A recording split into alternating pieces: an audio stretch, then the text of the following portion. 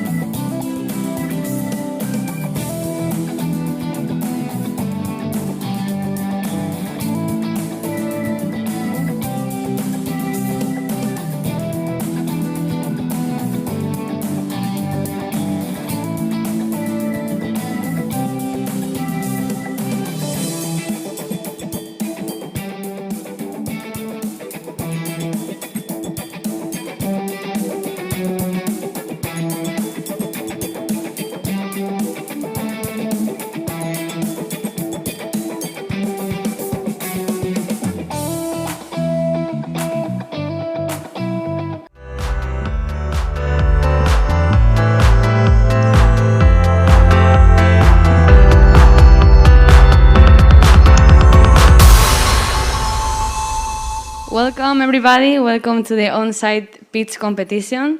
Today we will start with some of the startups doing your pitch. And I also want to thank you for the jury to be here with us and to remember that you have to complete your form to mark our startups, okay? We will start with, vertical agri-food tech. And the first startup to make the pitch is Neptunus Biotech Ltd. If you can put the presentation in the screen. The time will be 3 minutes for each pitch and 2 minutes for questions from the jury, okay? So,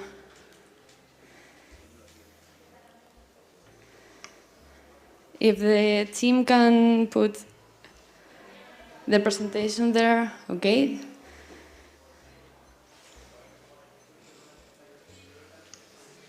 Necesito ver mi primera diapositiva. ¿Aquí? Que no me...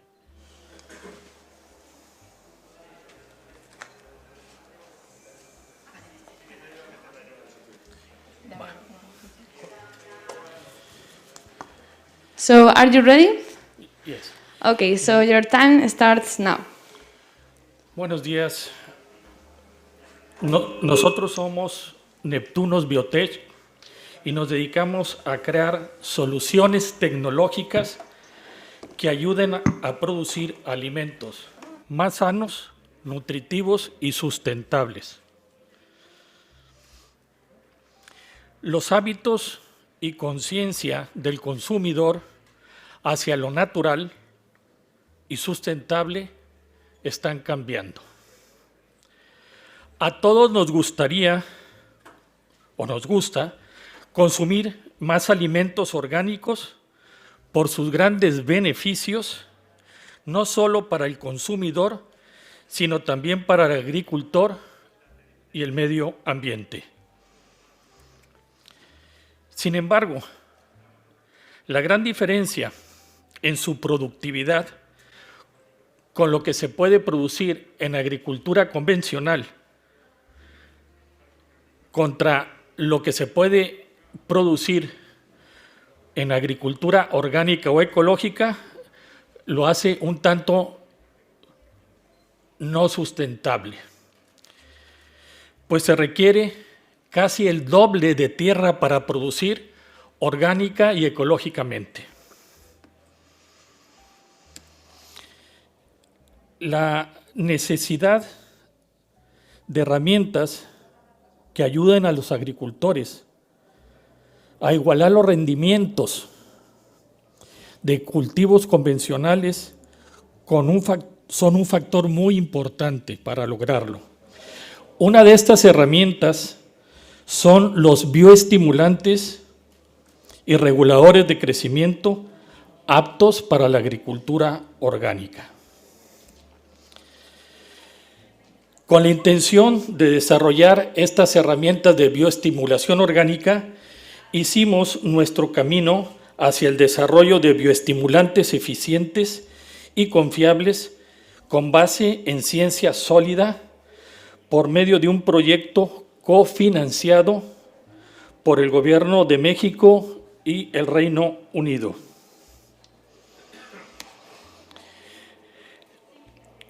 En el cual buscamos en las microalgas, tanto de agua dulce como de salada, el captador de CO2 más eficiente del planeta son las microalgas, fuentes de moléculas clave para incrementar los rendimientos y la calidad de los cultivos.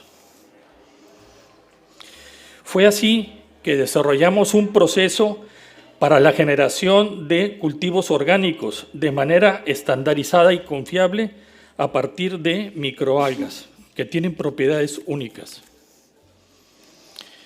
Nuestros productos están compuestos, por un lado, con los extractos naturales propios de las microalgas y, por otro lado, por nutrientes elementales que ayudan a la planta a salir del estrés y a desarrollarse. Una de las características principales de las microalgas que llevamos en nuestros productos es que mantienen el estrés adecuado. ¿Ya? Time is over. Thank you very much. An applause for...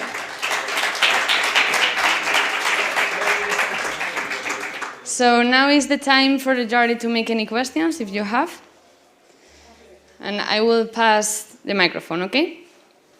So if any member of the jury has any question for them, you can answer. No? So we can follow with the next one. The next startup from also the vertical agri-food is Shimetio. I don't know if I has tell the name well, okay? So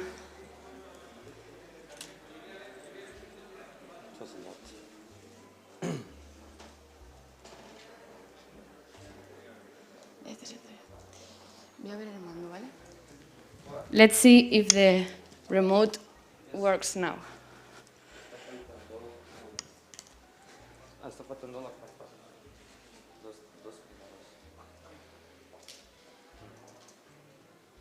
Is it right? Okay, but Try it. I don't know if it will work. Okay. yeah, is it here? So, are you ready? More or less, it's missing, I don't know, 2 slides, the first 2 ones. Okay. Okay. So, it's Shimejito en español, Shimejito or Shimejito. I'm Adriel, the CEO of Shimejito Urban Farms, and I'm here to talk about mushrooms and how they can help us to accelerate the fight against global warming and climate change. We are doing that through agriculture as a service. This is the concept we created to develop an entire ecosystem for people that want to join agriculture but don't know how to do it. So with that, we are creating this global solution for local agriculture because the world is burning, and that's why we're here working on that. And mushrooms are very amazing in so many ways, even because we are like a very fast machine to put carbon in soil again. And mushrooms, they are the natural decomposers for soil and for a lot of living things. And with our technology, we can create them 2 times faster and 10 times cheaper than other solutions. We do that in a very easy way because we pick up residues from agriculture and transform it in mycelium, so we can produce the mushrooms with more than 25 different species, even the magic ones. Anyway, we put that in a circular economy business model, so anyone here can join being a farmer, having a biofactory to supply the farmers, and we're going to produce suppliers for agriculture like my old Paul here. And also, we are in the market selling different types of jobs. And like I'd like to say, we are creating mushrooms in garages. In 70 square meters, you can produce up to 6 tons per year with fresh, delicious, and amazing mushrooms. Also, we are working on research and developing mycelium-based food. This is an experiment that we did with JBS, a big meat company, to develop a bacon-like food through mycelium. So this ecosystem can be part for everybody, and you can join us right now, reducing the planet, their carbon footprint. Also, our traction since we started that in Portugal in 2019 to now, it was very great. We already sold 7 farms, and the project aims 30 million euros to spend in Europe 300 farms up to 2025. Also, we want 250,000 euros to start the master franchise here in Spain. So if everybody is interested, that's nice.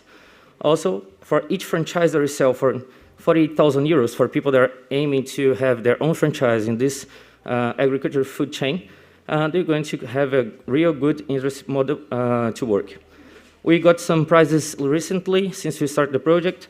We are partners from MIT, BGI. I'm a researcher for science and soil recovery in University of Lisbon. And the team is very dedicated to do that. We are doing a lot with local and fewer people because we create a community. So we can join our community in shimejito.com, ask for your franchise, and we can make partnerships. That's it. Thank you very much. Thank you very much. Anyone has a question for them? I want to remind the startups that you have also a microphone here in case you want to use it, okay? So anyone has a question? Any member of the jury? Nothing? Yeah? Okay. I will go there.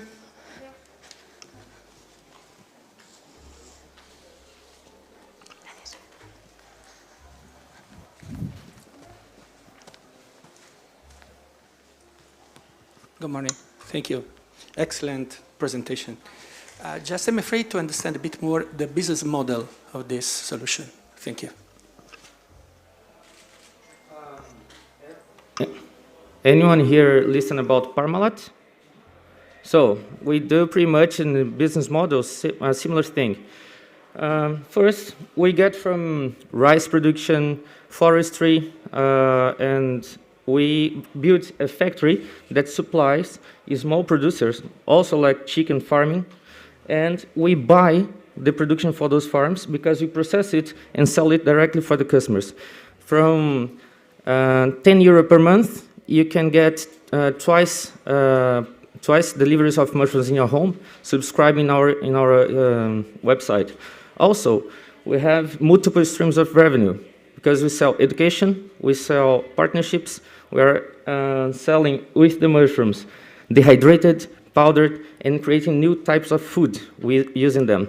I don't know you, I rather mushrooms than bugs, but it's another way. And when the production is gone, we pick back the mushroom substrate and transform that into the factory for soil organic additive. So we are selling that pretty much for cannabis producers and wineries and stuff. Anyways, if you like that to your plants, you can buy it from our website also. Okay, thank you very much. Another applause for them. Thank you. So let's follow with the next startup. Its name is Sustainables Network. Applause. You will be shy today.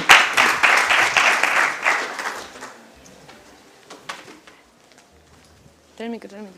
Si quieres utilizar el micro, ese o...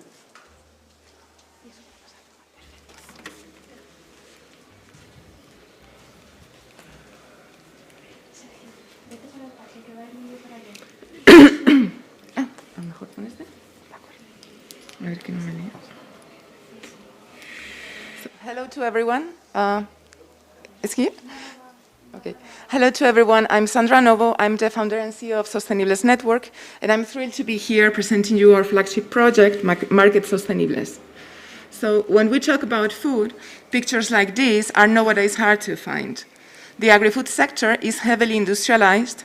Just to give you an idea, over 70% of the cattle in Europe comes from macro farms with brutal environmental impacts. And meanwhile, small sustainable farmers are disappearing by millions in Europe. In a sector where 9 out of 10 businesses are SMEs, supporting them is critical for our food security, more so in pandemic and post-pandemic times. And they also play a key role in advancing the European Green Deal and the 2030 Agenda. We detected that SMEs in the agri-food sector have a key challenge. They lack market access. And we believe that digital transformation will be a game changer for them. In Market Sostenibles, we are supporting small sustainable farmers to access the market directly and digitize their sales process. Currently, we have 2 marketplace platforms. Our one focus on end customers, which was launched in December last year, and a B2B platform focusing on restaurants and hospitality, which is launching just this month. We provide SMEs with a turnkey solution to access the market directly, and we also offer restaurants and hospitality a convenient way to access local products, sustainable, which are difficult to find otherwise. We operate based on a commission on sales in both platforms, and we have implemented advanced marketing automation technology to optimize our customer outreach and engagement, and we are investing significant efforts in business development to build strategic alliances in the HoReCa and restaurant sector. So far, we have grown a network of over 150 SMEs along the agri-food value chain in Spain. 60% of the sellers in our platforms are small businesses led by women.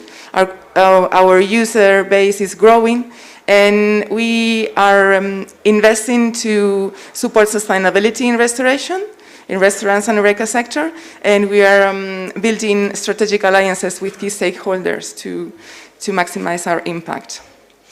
Our project has achieved international recognition. We were winners in 2 international hackathons. We are part of relevant European networks to foster innovation in the agri-food sector. And moreover, we achieved European funding, 2 European grants under the Horizon 2020 framework.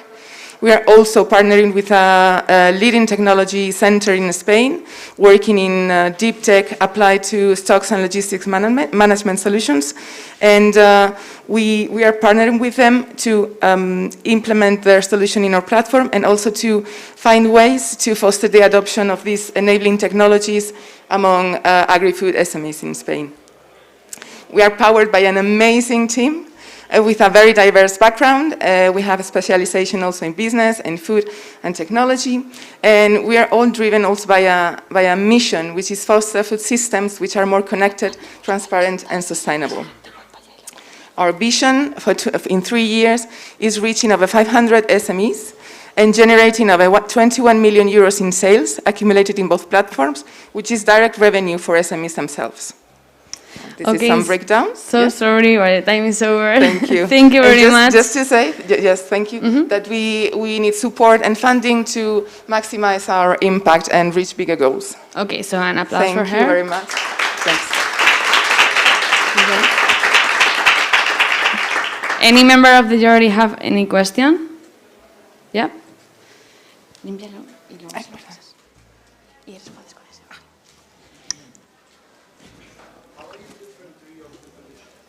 Wait for... So, okay. So on the one hand, we are applying a network scheme, using also Bente Growth scheme. So we are not only providing this access to market or facilitating the access to market, but within the network of over 150 SMEs, we are also working with the networks we are in to, as I said, foster and bring more, bring benefits to our members. As I said, we're partnering with a technology center, and this way we want to foster also the adoption of other enabling technologies to the SMEs in our network. So it's more than a marketplace itself, it's a network we are in. It's time for another question. Here. Hi. Wait for the microphone. Sorry. No. Hi. What is your GMB? Sorry? Your GMB. GMB. Sorry. El tamaño de transacciones que has tenido en el en tu marketplace. So we launched in December. So in our B2C platform, we are still kind of implementing different solutions to reach a larger customer base. And the B2B platform we are launching just this month. So what we saw is that in the restaurant and hospitality, there's a big niche in the market, and the volumes are bigger to provide us with a larger revenue model. Thank you. Thank you very much. Another applause for her. Thank you. Let's follow. The next startup is Agro Technology. Please come to the stage.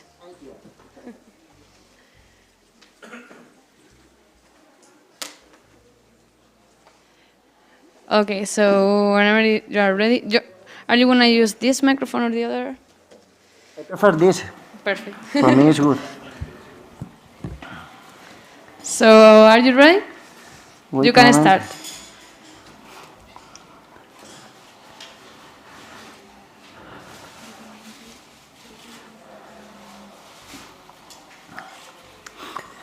My name is José Antonio. I'm founder of AgroAir, and I'm going to talk about this ecological disaster. Just a month ago in Manmenor, Murcia, the main researcher said that the main problem is about pollution and aquifers. But the main problem is the take measure at level of producer is very complicated. Aquifer on Doñana is the same. We have started in Doñana National Park. This is our solution. We have an IoT solution combined with a blockchain solution where we can to take measure of irrigation and efficiency in pollution for the first time with measured data. This is our solution in the field. This is to the same commercial producer in berries in Huelva, when we can increase in 80% irrigation efficiency and 90% nitrate efficiency. And the certificate part is a great value to the consumer because it's advantage to sell their products in the market. For a certain point, we have different type of customer, like producer, irrigation community, leader of trading olive, and research institute in Andalusia. The market side thing in Andalusia is great. This is leader in different verticals. We base our business model in our software and combination with certification platform. We can prove that the agricultural process and investment proposal is about 2 million of value of pre-money. We have a great team with PhDs with more than 30 years on experience in the fight, and we can to have a sustainable and more efficiency agriculture, taking real measure with IoT, artificial intelligence, and blockchain processes. Thank you.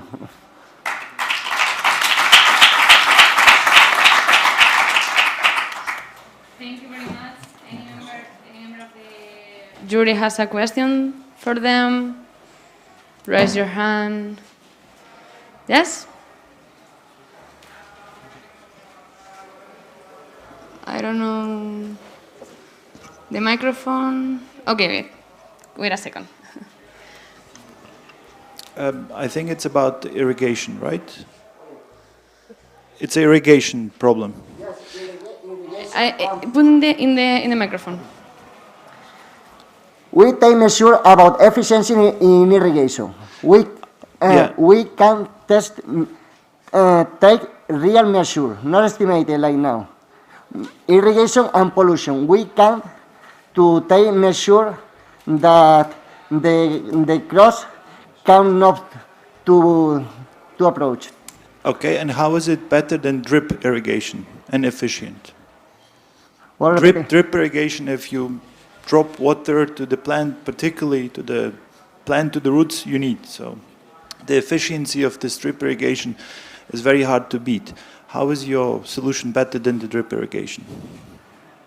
The last word I cannot understand it.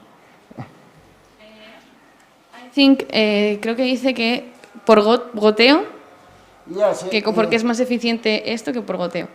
No, it's different. In the microphone. How different? Because How better, not different, how better? No, because it's a complementary. We use our system in drop irrigation, and this system can take the measure in efficiency of this irrigation in the plant, and we can capture the efficiency, because for example, into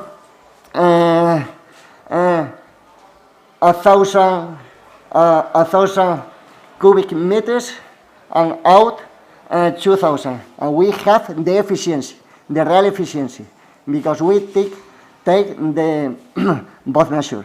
Okay, thank you. Thank you very much. Another applause for them. Thank you. So we will follow with the last startup from the agri-food vertical that is called Naturcode. Okay.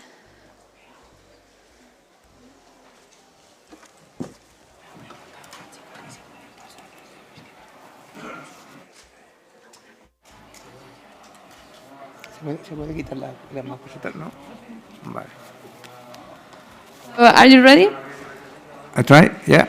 Do you want to use this microphone or the other? This microphone. Okay, perfect. So. Hello everyone, my name is Fernando, nice to meet you. I'm the CEO of Naturcode. After the burning of the fossil fuel, the food production is the greatest environment impact. Can you imagine the benefit of having a sustainable and healthy experience of shopping?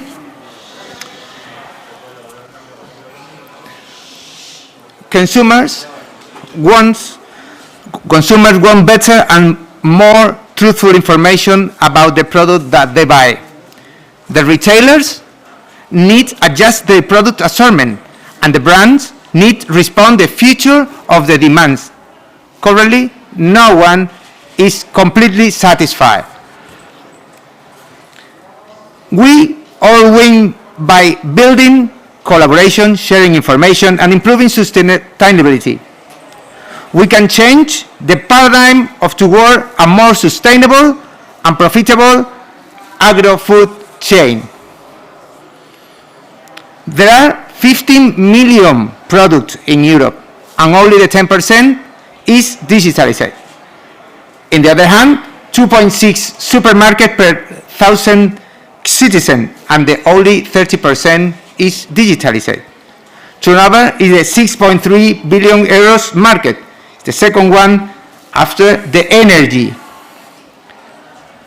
Our competitors, when we look the big players in the sector, their focus is just in the business. The needs of the different stakeholders are not joined up. Naturcode can respond to this in a cost-efficiency way. Our model is a powerful as it's simple. We offer a range of plans that add value and improve the data gathering, connecting by the consumers and enhancing planning. Now we have more than 3,000 products, almost 1,000 brands, mostly local brands, with a 17 agreement with stakeholders and 5 institutional clients right now. Our roadmap, now we are successfully developed smart labeling for producers, and next month we will develop in supermarkets too, with the support of the European Union and the leading company in the hardware in the smart labeling, the Avery Dennison. From the beginning, we are demonstrate both traction and profitability. It's time now to enhance the use of technology in this sector. We are a highly skilled team with a resilience and commitment. The team is also adjusted by our expert scientific committee. And for the end, we need investment for accelerate our growth, particularly with the new opportunity and challenges generated for the COVID-19 pandemic, and now with the European funding. Thank you very much for your attention. I am happy to respond your answer. Thank you. Thank you very much. Anyone has a question? Raise your hand. It seems to be all clear. So perfect. Must be fine. Thank you very much. Thank you very much for your... Another applause for him. Thank you.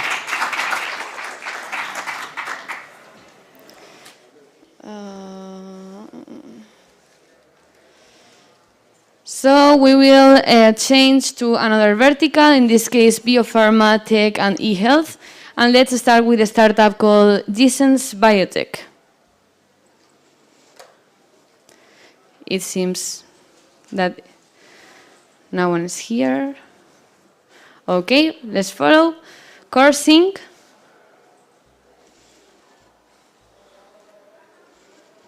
Nothing, okay.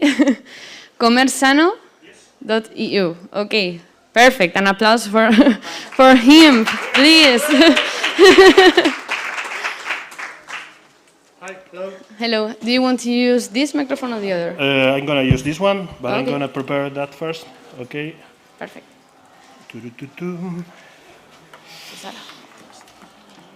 If you want, I want to do the other presentations. Do you mind? No, I'm joking. Almost a Don't say heart yes. attack. Don't say yes, I am troubles. Okay, so I have 9 minutes, no? Because, no? 3 minutes, I'm joking, I'm joking. please. No, I'm joking. Okay, so are Okay. you ready? Sí, I'm ready. Hey, Good luck. how are you? My name is Josan Solano. I am one of the members of Comersano. As you can see, I am not using our IPP yet, but I will be, okay? It's not in the market yet, okay? When I want to show you some photos here, I want you to get a little bit hungry because this way you will understand better what I want to offer you today.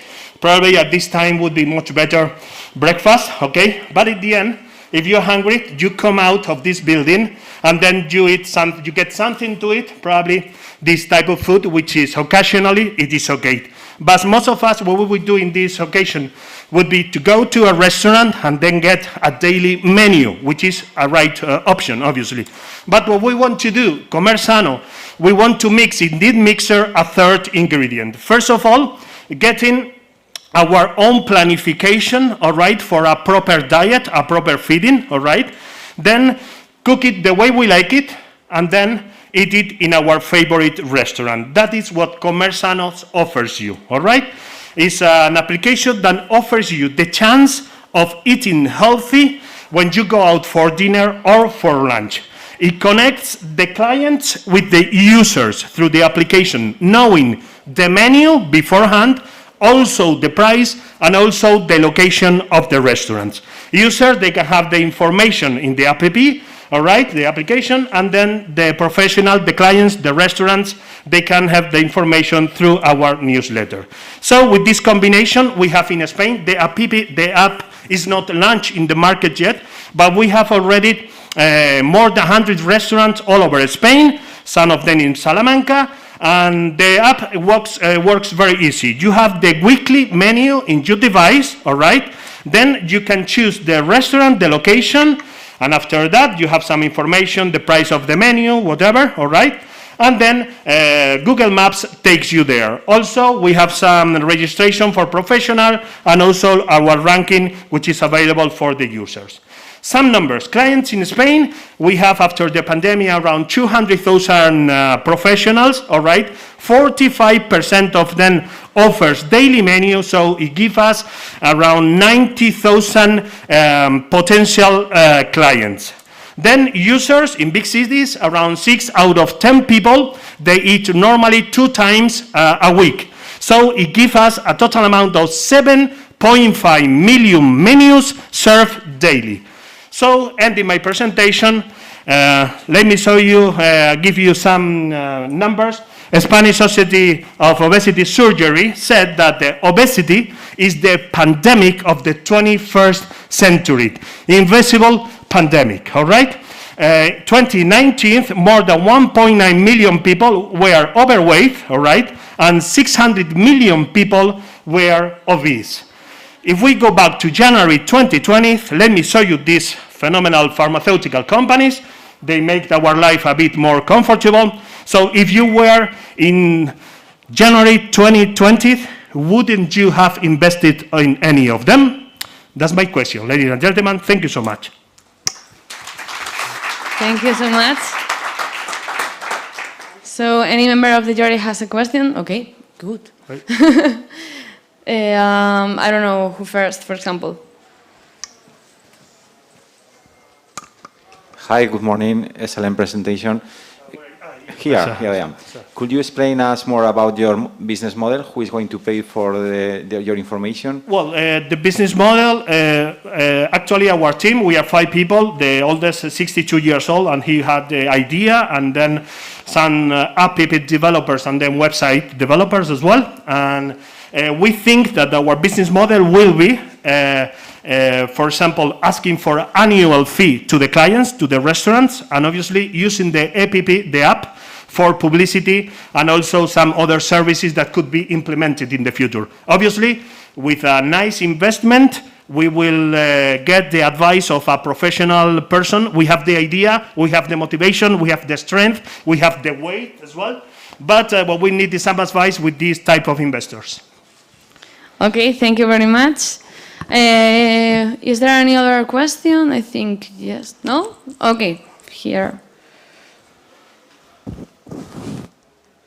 Let's wait a second to clean the microphone. Okay. I will be very quick. Yes. So, who's cooking the food? Who is? Cooking the food. The restaurants. Have you talked to restaurants? Yes, Do they have capacity? Oh yes, they do, and they already are in the program, and they have our nutritionist send every month the menu, and the menu will serve you that food because you know it beforehand because you have it in your app, in your application. We are already working with some of them. We are working with 100 restaurants already, and obviously we don't have the strength to convince them immediately because we are starting with this project, but some of them are already serving food with this program. They don't have enough people, I suppose. No, we don't have the name so far, you know, because when you talk to a restaurant, hey, you have to prepare some menus, they say, okay, leave me alone, I don't want to work like that right now. But some of that, they are involved into getting healthy food, and they are with us, and they are doing the project as well. Operational questions, but I will come back to you later. All right, thank you. Thank you very much. So, big applause. Oh, sorry. No more questions? All right, thank you. Okay. Bye-bye. Thank you. Big applause for him, please. So the next startup is V-Vision. Yes? Okay, perfect. Do you want to use this microphone, the other, this? Okay. Okay, perfect. So are you ready? No problem. Hello? Yes. Okay, good morning. My name is Rafael Izquierdo, and it's a pleasure to be with you today showing what we do in V-Vision. Our ambitious mission is to lead the digital transformation in ophthalmology with virtual reality and data analysis. That's simple and that's complicated. We have detected the huge potential of technology in the visual healthcare sector. Precisely, we are creating visual examinations and treatments with virtual reality applications. This will benefit both patients and doctors. So you would ask, okay, let me show you an example. Here you are.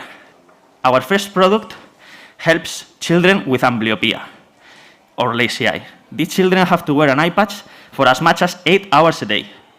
DCOPT is an app-based treatment that they can do at home with virtual reality games that helps them to treat amblyopia and wearing the patch only as little as 2 hours per day instead of 8. Also, our application gives specialists some interesting statistics to know how the patients are performing. We have had, so far, more than 130 users that use DCOPT, and we worked closely with ophthalmologists to demonstrate that DCOPT is an effective therapy. The business model of DCOPT is a subscription model for both B2B and B2C customers. But we don't want to stop here. We want to achieve as many visual conditions as we can. For instance, age-related macular degeneration, one of the leading causes of blindness in the adulthood. These patients of AMD, have to take visual examinations every 3 months. What happens between these 3 months? Can you imagine patients taking visual examination from the comfort of their home? Can you imagine doctors knowing what the patient is performing from the data of our VR devices? That is what we are doing. We think we are in the right moment. the annual investment of remote patient monitoring is increasing each year. And we have a recent example.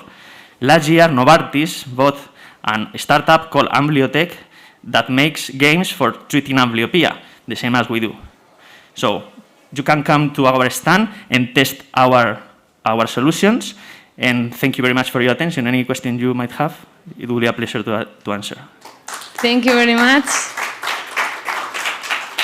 So anyone has a question? No. Any member of the... Yes, please. Here. Okay, we will wait for the microphone. Yes, thank you very much. Hi, good presentation, congrats. Who is going to recommend your product to the customer? The ophthalmologist, the clinical, the fathers, who is? Hello, yes. Talking about Decopt, it has been recommended by both ophthalmologists and optometrists. Okay, so that's the answer. Almost any specialist that can diagnose and treat amblyopia, talking about Decopt, which is for an amblyopia treatment, ophthalmologists from private consultations or clinics can recommend patients to buy Decopt. And in our B2B model, especially for the optic clinics, we sell them all the package to resell it to the final users. So ophthalmologists cannot sell because of the law. They cannot sell products apart from medical consultations, but optics and optometrists can sell our product to their customers. Thanks.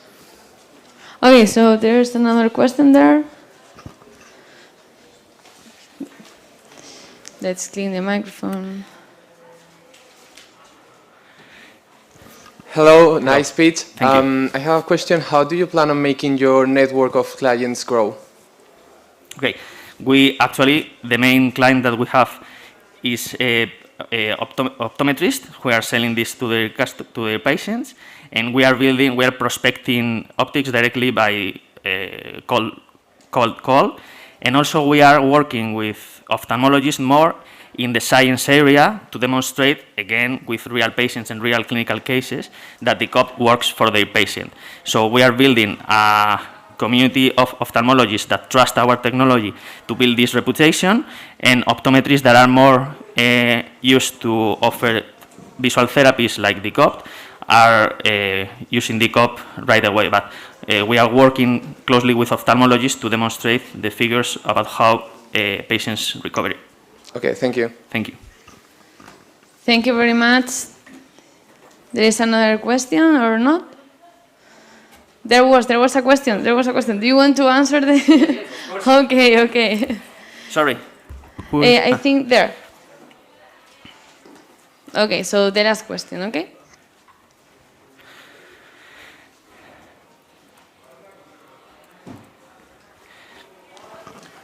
Hi. Hello. Congratulations. It's a real problem, very well explained by a technical point of view. I missed a lot of numbers, for example. I agree with the first question about the business model, and especially how many people is involved in this problem. Which is your final target? Because if it's 100,000 or 10,000, because depending on that, you can understand exactly which is the raw numbers. And based on that, also which is the way you maintain this product. So you sell, and I expect that there will be some problem, no, with this. So when it failed or something like this, how it works? Yes, thank you. About the numbers, amblyopia. Okay, 4% of the population of the children suffer from amblyopia. For instance, in Spain, it's around 15,000 patients per year that are diagnosed for amblyopia. Yes. Okay. And regarding AMD, it's about 2% of the whole population that suffers age-related macular degeneration. Regarding the support, as long as we already have customers, paying customers, we are offering them support, and we had to deal with problems with the equipment, but is not, I mean, we have a dedicated team for support. In that case, it's me, and with the support of my CTO that is there, and we support the customers with any problem that they might have with the devices.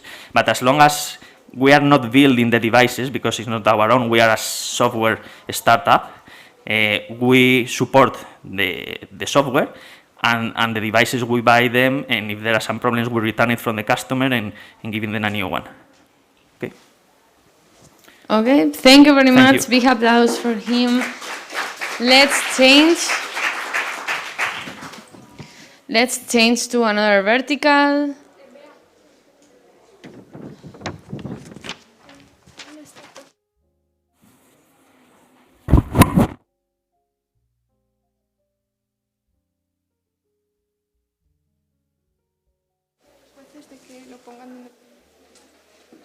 They told me that CoreSync startup has arrived. Okay, big applause for them, and let's do their presentation. Sorry about that. Nothing. You have to go to the slides. Yeah, they are like back. Okay. So meanwhile, I want to say the people that are there, come here and sit down. Don't be shy. There are a lot of seats, as you can see. You can sit, okay? And for the jury, please, you have to come back on the form for them, okay? To their part. Okay, so your time starts now. Okay, thank you. So, hello everyone. I'm delighted to be here speaking with you today. My name is Atílio, and I'm a cardiologist and co-founder at CoreSync, a Brazilian startup with a solution for fast and accurate myocardial infarction diagnosis. So, also known as heart attack, myocardial infarction is one of the deadliest diseases in the world. And for a reliable diagnosis, along with the ECG, it's necessary a troponin blood test. It's required a troponin blood test, but it takes a lot of time on a traditional laboratory test, up to 3 hours. But then, that's our question, how to save more lives? And to address this problem, CoreSync created a point-of-care device with high-sensitivity troponin level results in less than 10 minutes. The blood sample is collected and inserted into our device, into our consumable. Then it is inserted into our device that performs an automated test. And after 8 minutes, the quantitative results are shown on its screen. It can also be shown on a computer screen or even uploaded into a cloud database. And with a little more information in a machine learning algorithm, we can provide an intuitive dashboard to support clinical decision. So we can deliver value for our patients and healthcare systems, making the patient journey simpler and helping hospitals to be more efficient by saving time and money. Our business model is also innovative. The device has no cost for the hospital. They pay only for a consumable per test and a monthly subscription fee. And there are already big companies trying to address the same problem, but all of them have high error rates and can only be used as a screening test, demanding a lab test for diagnosis confirmation. This makes CoreSync the only startup able to perform point-of-care tests with diagnosis accuracy. So we are saving time in order to save more lives. It all began with a master's degree research, and since then we've won awards and support from Brazilian and European institutions, along with more than 1 million reais in government grants. Today we have solid scientific data, and our clinical studies are in its final stage at the best hospitals in Brazil. None of this would have happened without the effort of these 4 founders and a multidisciplinary team with strong academic, medical, and industry background. So we are looking for partners in clinical studies, in co-development, and investments here in Europe. We would like to work harder to save more lives around the world. And we hope you join us. Thank you for your attention. That's it.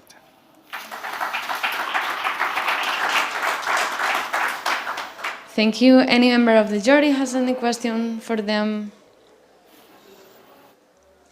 Anyone? So it seems to be all clear. So let's get back for where we were. The next startup is Ainova. I don't know.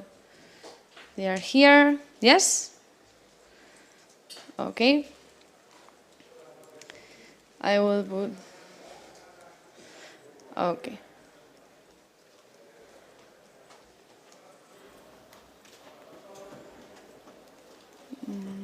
¿Estos son los vuestros? Sí, vale, un segundo que pongo la primera. Okay, so we will. ¿Es un PDF o es un...? Es un PowerPoint de Google. Vale. Aquí había una animación. Es que... sí, ok. Creo que sí. Okay. Vale, un segundo.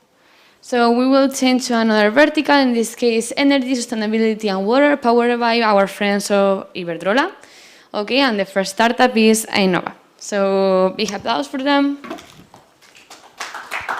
Thank you. Hello? Okay, thank you. I'm Raúl Aragonés, one of the co-founders of Ainova. We are here to present the project, the most advanced and clean battery-less IoT solution for the Industry 4.0. Let me first introduce the main objectives, the main challenges of the IoT, of the industrial IoT. Basically, what we are comparing with wired networks, they have big investments in wiring and infrastructures, and they are not flexible in order to be in a scale-up and changing elements in the network. When we are moving to the wireless sensor network, they have big problems related to the battery dependence. Basically, they have rapid deployments, but in otherwise, they have low wireless coverage due to the capacity of the battery, need complex and costly infrastructures.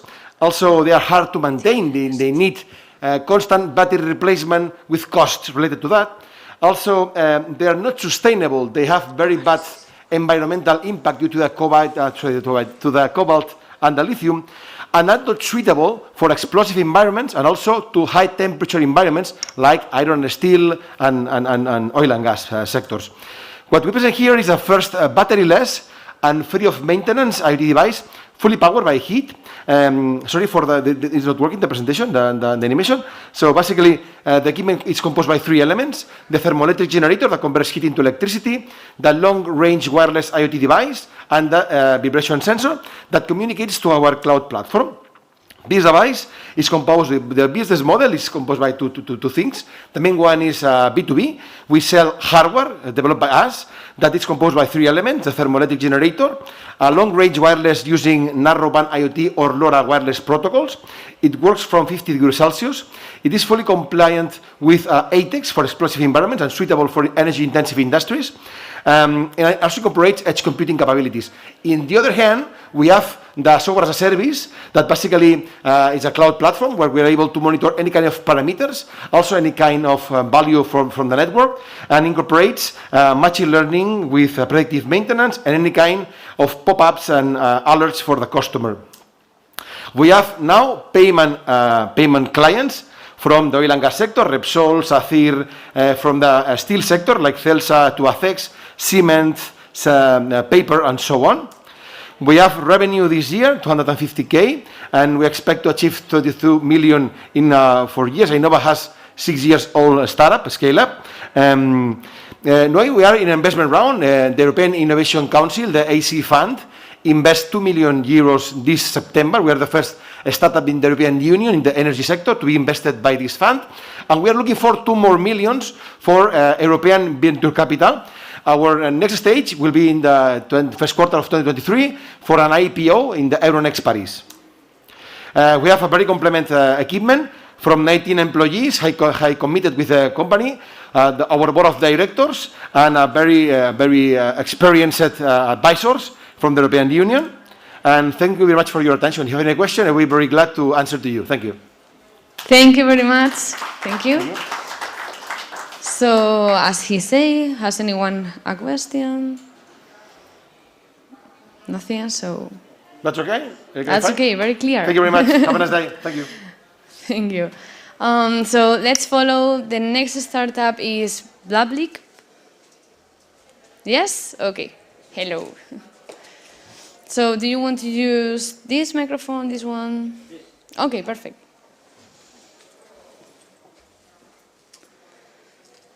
Okay. Are you ready? Yeah. No, it's our presentation. Well? Next one. Yeah. Okay, this is perfect. So, whenever you want. Okay. Let me introduce myself. My name is Jose Maria from Public. I would like to start that with an interesting fact.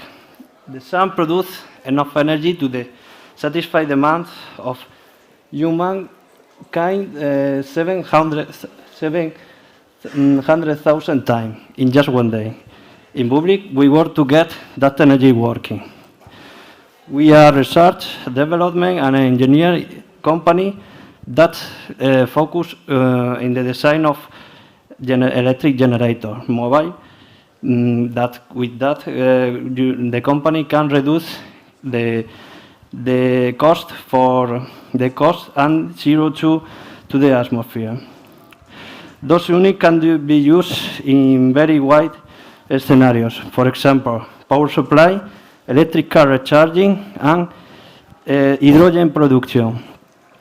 As I said, our unit can be used, can be reduced the cost in almost 6,000 euros per year and 1 ton emission in a year. This is our characteristic for your unit, hybridization with other energy, adapted to every specific and ultra thin and ultra flexible PV panel. It is our portfolio. Public HT is an electric generator up to 10 kilowatts peak, and it don't require any maintenance of human. This is other public HW. This is in a standard container and easy deployment, ultra powerful, 100 kilowatts peak per unit, and use a tool for remote controlling and monitoring. Other is public HBW. This is an improved version that have a more robotic component for easy deployment. Also is public LT. This is our light incorporation. The CC illumination tower integrates in a transport unit. Okay, this is on this slide. You can see our 4-5 projects and saving fuel. For example, in Spain, we have 29.9 kilowatts and saving 25,000 fewer liters. In Jakarta, we have saving 12,000 fewer liters per year. And in the desert of Atacama, which is saving 9,000 fewer liters per year. Okay. This is so how versatile easy our unit. They can operate in every condition of weather. Thank you very much for Startup Olé for having us today and you for your attention. We hope the presentation is interesting, and if you need more information, this is our detailed contact. Thank you very much. Have a nice day. Thank you very much. Big applause. Thank you. So any member of the jury has any question for them? Yes? Okay. Hello, Nightspeed. Do you already have the full product developed and launched in the market, or what's the stage of development?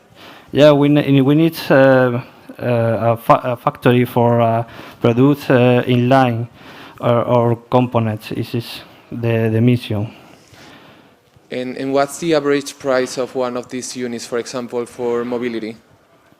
Price? Yeah. Yeah, it needs to see the cost for produce. This is assembly, the line. We not put price exactly. Okay, thank you. Yeah. Some question? Any other question? Yeah. Okay. So thank you. Another applause from them. Okay, so let's follow with the next startup called Therminer. Yes? Okay. Here he comes.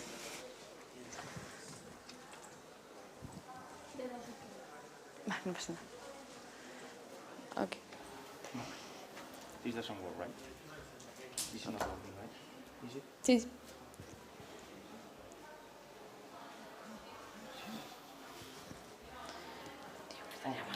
So, hello everyone, my name is Gonzalo Garcia, and I want to tell you how Therminer is already giving a second life to the energy wasted by data centers. To properly understand what we do, we need to first analyze the data processing industry. Do you want the other microphone? Yes, can I? Elba? Elba? O Alba? Alba? That's fine, that's fine. Elba o Álvara, una de las dos. That's fine, I can just the stay microphone, otherwise. please.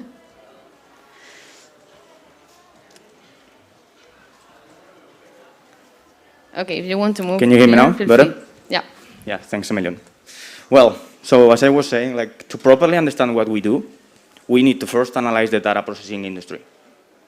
The data centers has exceeded a market value of more than $100 billion all in Europe, and that's expected to increase, reaching $432 billion by 2025. Blockchain processes such as Bitcoin mining spend more energy than Ireland in just 1 year, and this equals to more than $15 billion. This industry consumes tons of energy, and this energy is not only wasted. It's one of the most polluting industries because of heat release. This heat is not only wasted, but it requires even more energy to cool it down. On the other side, the heat consumption in the industrial sector is higher than the global electricity consumption. Producing the heat required for these processes has a massive impact on the final cost. Summing up, we have a heat producer spending money on cooling and a heat consumer spending money on heating. The most economic energy is the one that you don't pay. So we are going to eliminate the heating cost for the industry and the cooling cost for the data centers. At Therminer, we already designed a boiler capable of capturing the heat release by data processing. Usually, this energy is wasted, but we recycle it to power the heat demand. This is our blockchain boiler, powered by our Unix software, capable of managing either 1 than 1,000 boilers, turning Therminers in a scalable solution. The combination of the boiler and our software enable us to transform the heat release into hot water. Our design materializes the concept of efficiency, increasing the efficiency ratings in the buildings. But that's not all. It also enables countries to achieve the carbon emissions target. This is our business model, and is based on 2 streams of revenue. First, we sell our boilers. But second, we create a continuous stream of revenue by providing data processing services while capturing the heat release. Therminer was born with a purpose, and we want to contribute to the sustainable development goals by bringing a social, circular, and sustainable solution, bringing the energy market to the next level.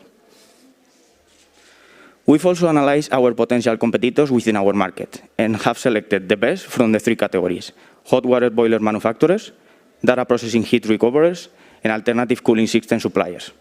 We've positioned our solution with market advantages against them, while it's the only one combining hot water supply, data processing, heat recovery system, alternative cooling system supply, and our automated software on top of it. This is where we are, but this is our vision. We plan to use our current solution just as the starting point towards a fully circular energy consumption. Not only bringing recycling into the energy market, but also making businesses generate a revenue stream from waste. So that's the plan. Now we need your support. Thanks a million. Thank you very much. Anyone has a question? It seems to be all clear. All clear. Thank you very much. Another applause for him, please. Okay. ¿That's all ella? Okay, the next startup is the last of the energy, sustainability and water vertical, and it's called Watergate by Mobile Jets.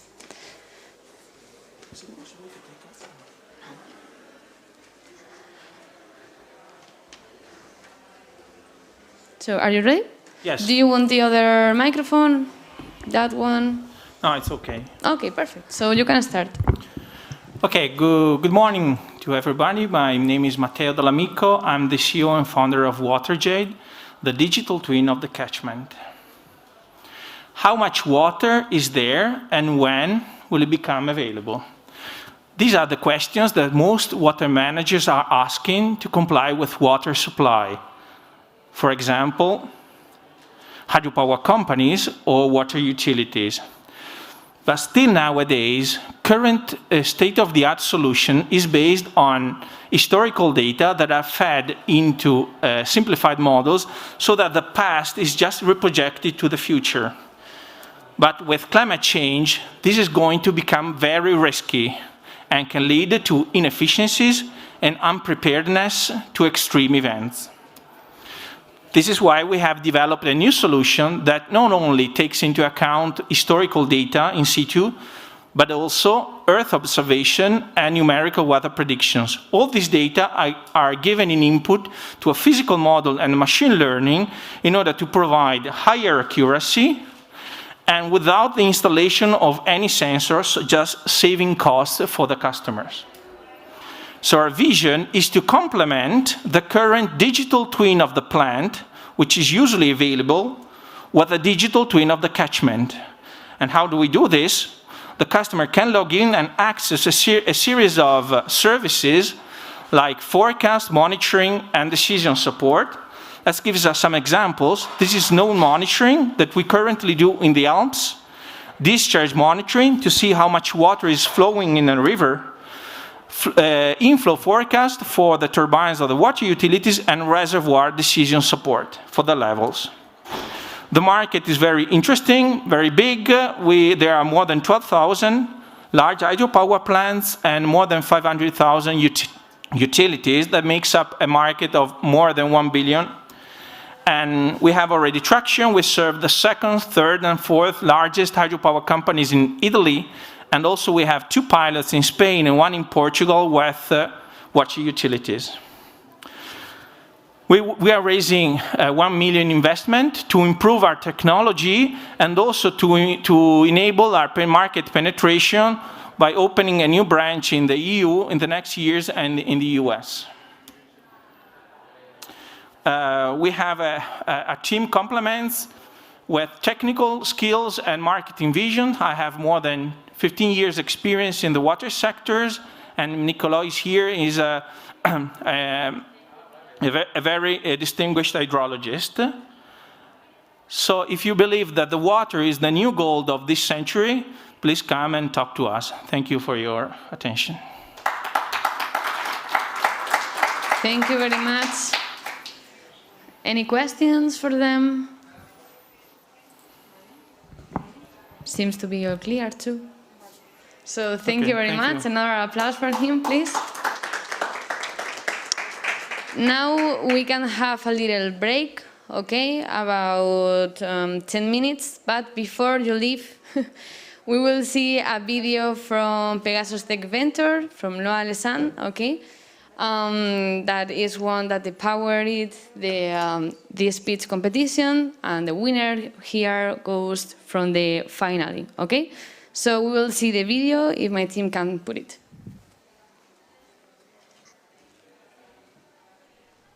Hello and welcome to Startup World Cup. Startup World Cup is the largest global pitch competition in the world, and it's powered by Pegasus Tech Ventures.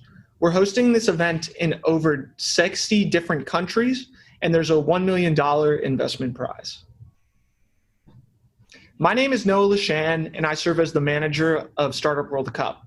I'm also an investor with Pegasus Tech Ventures, and I'm very happy that you all have gathered here today to participate in this regional event. This regional event would not be possible without our partnership from the organization helping to host here today. So please, a round of applause for these folks. So talking a little bit about Pegasus. Pegasus is a global venture capital fund based out of Silicon Valley. We've made over 200 investments to date and have over $1.7 billion in assets under management. We've invested in some top companies all around the world. Some of them include Bird, 23andMe, Airbnb, SpaceX, and many, many more. We invest globally and made investments in countries, regions including North America, Europe, Asia, and many more. So talking about the mission of Startup World Cup. Startup World Cup's mission is to foster innovation throughout the ecosystem, encourage entrepreneurship, as well as provide opportunities to network with those in the community, and finally provide opportunities for media coverages of these top conferences and startups. So some of the highlights of Startup World Cup, we've had over 50,000 attendees, thousands of speakers and judges, hundreds of media coverages, and we're on track to be in over 70 different regions around the world. So we've had tremendous growth. First cycle, we started in 16 cities, then we went to 28, then 36 regional events across 35 countries. So talking about some of the amazing keynotes we've had people like Steve Wozniak, the co-founder of Apple, and Reid Hoffman, the founding CEO of LinkedIn. These are some of the people actually sitting on our advisory board as well and are credited with creating the Silicon Valley community. Here's some of the judges that we've had over the past couple years. We've had the president of Y Combinator, the founder and partner of DFJ and Draper Associates, the founder and partner of Techstars, and the founder and CEO of Founders Institute. These are some really top judges, and these are people that you can come and talk to about how to make your startup successful. So talking about some of our past winners. In the first cycle, we had Unifa from Japan. Unifa has been extremely successful and has signed on 40 plus partners, grew their revenues to over $30 million, and are planning to IPO on the Tokyo Stock Exchange very soon. In the second year, we had Luca Labs. Luca Labs was a spin out from MIT that came out with a novel process for monitoring cancer. And they've actually closed a successful funding round with the investment from Startup World Cup and Pegasus Tech Ventures. Our most recent winner was Abivin. Abivin is a logistics company from Vietnam, and they've actually had tremendous success as well, closing a funding round and expanding to new countries. So talking about 2021-2022 cycle, we're expecting to have applications from over 10,000 startups across many different countries and $1 million investment prize. And actually, we've talked to some of the participants aside, and they've told us that they don't necessarily need to be the winner of Startup World Cup, because having the opportunity to pitch at the grand finale, you get to be heard in front of 2,500 of the most prominent investors in the region. So talking about the structure, again, we'll have 70 plus different regional winners all coming to Silicon Valley to participate and pitch for that $1 million investment prize. So talking about the cycle in this current version, we have started in China, in Xi'an, China, in collaboration with Amazon. From there to Vietnam, from Bulgaria to Croatia, from Georgia to Argentina, and from Boston to where we continue our journey on today. So for the grand finale this year, it'll likely span from September 28th to 30th, 2022 at the Marriott Marquis in San Francisco. On the first day, we'll have the semifinal, then the networking party and workshops, and then finally the grand finale. If you want to hear about how to get an advantage in pitching, I encourage you to go check out Getting to Wow, Silicon Valley Pitch Secrets for Entrepreneurs from our very own Bill Reichert, who's a partner and chief evangelist at Startup World Cup. You can talk to Bill as well at the grand finale, and this is just one of the folks that you have the opportunity to interface with.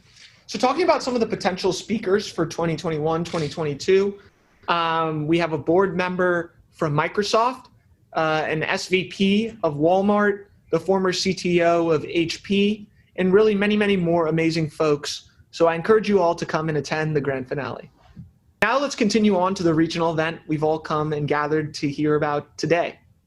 I want to take a moment to say a special thank you to all the judges. Without you, this event would also not be possible, so please, another round of applause. Talking about the structure of today's event, so we'll have a pitching portion, then 2 minutes of Q&A or more, and then the judges will deliberate, and finally a winner will be announced. Now let's take a moment to watch the Startup World Cup grand finale trailer. Who's paying for it? why do your competitors win? Welcome to the Startup World Cup.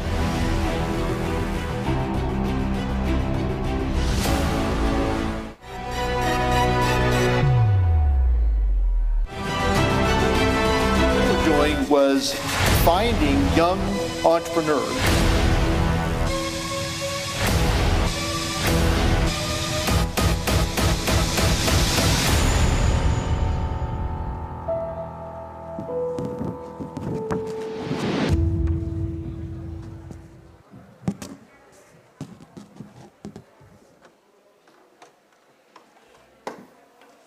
That's all I have here for today. I'm going to make myself available, so please reach out via LinkedIn or email or via the Pegasus website if you want to learn more about Startup World Cup or have any questions. Now let the games begin. Okay, so thank you very much for being here. Music is loud. So let's take a break of about 5 minutes, okay? And see you now with Social Impact and Humanitarian Technology vertical. Okay, so see you in 5 minutes. Thank you.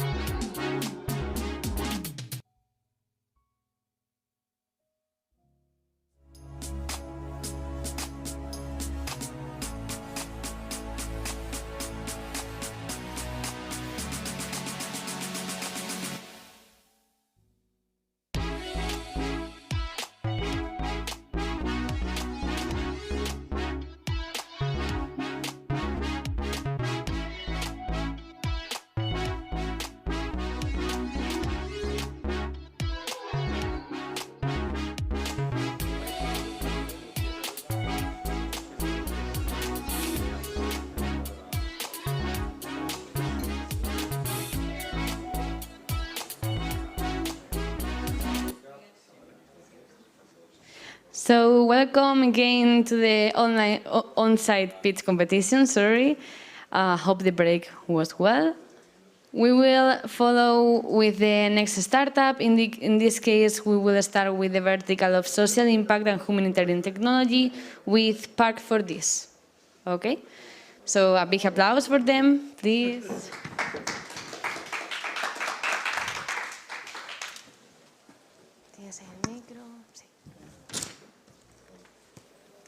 That's not. Okay, let's see where is the pitch.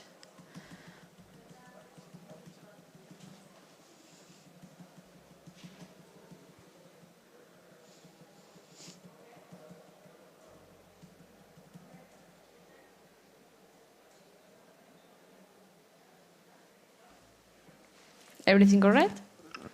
Now, yes. Perfect. Okay. So good luck. Thank you. Okay, my name is Carlo Castellano, and I'm the founder and CEO of Park for This. Park for This is a social project program based on a personal need, a personal issue that I share with more than 5 million people in all Europe, which is this problem, searching spots for people with reduced mobility. Actually, they are not, okay? So sometimes this provokes a lack of autonomy, and sometimes we also receive some infringements, okay? That's why I thought to create the first intersectional and interurban, cross-section interurban solution in order to address this problem. And it's based mainly for the final user on a web app platform that allows to search the spots and be guided like a Google map until the spot, and also report incidences.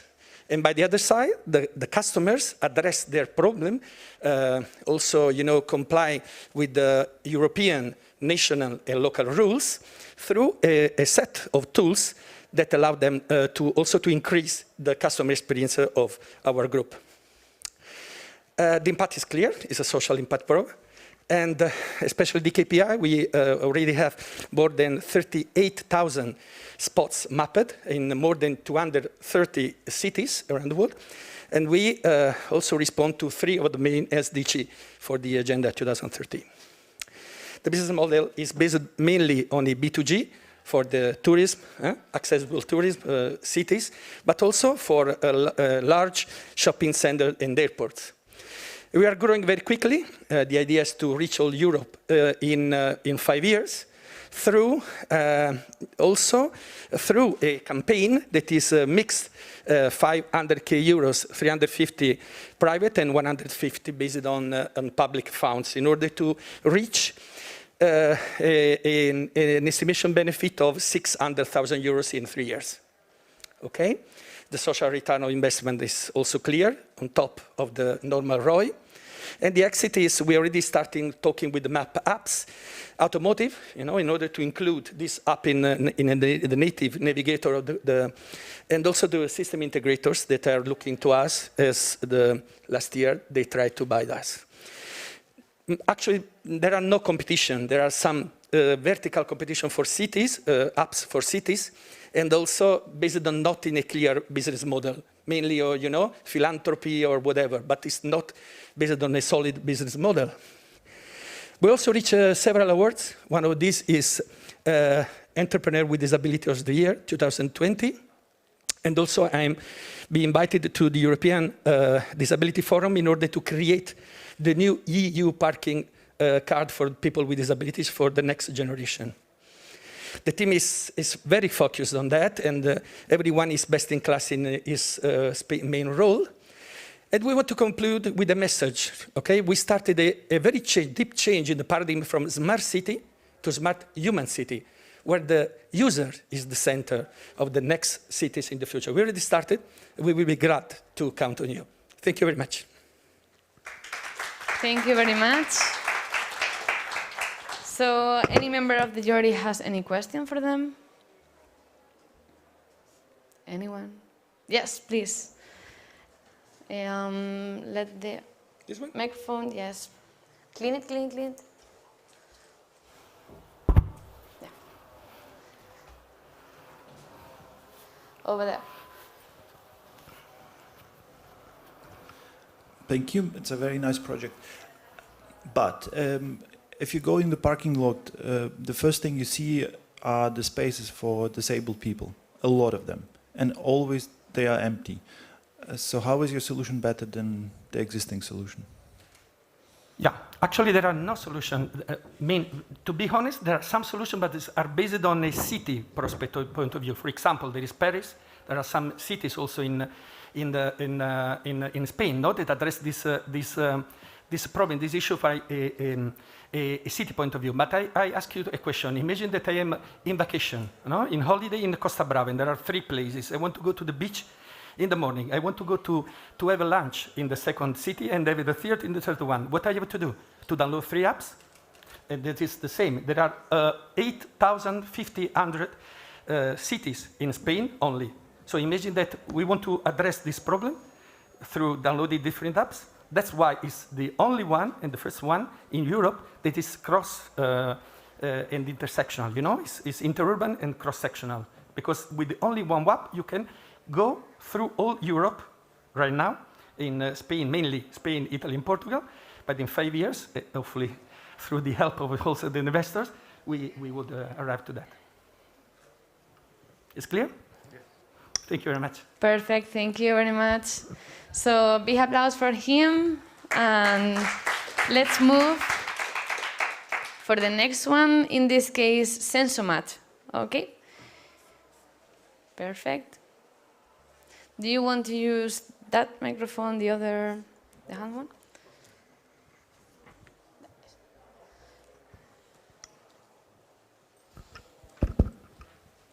Are you ready? Yes. Do you have the remote for the presentation?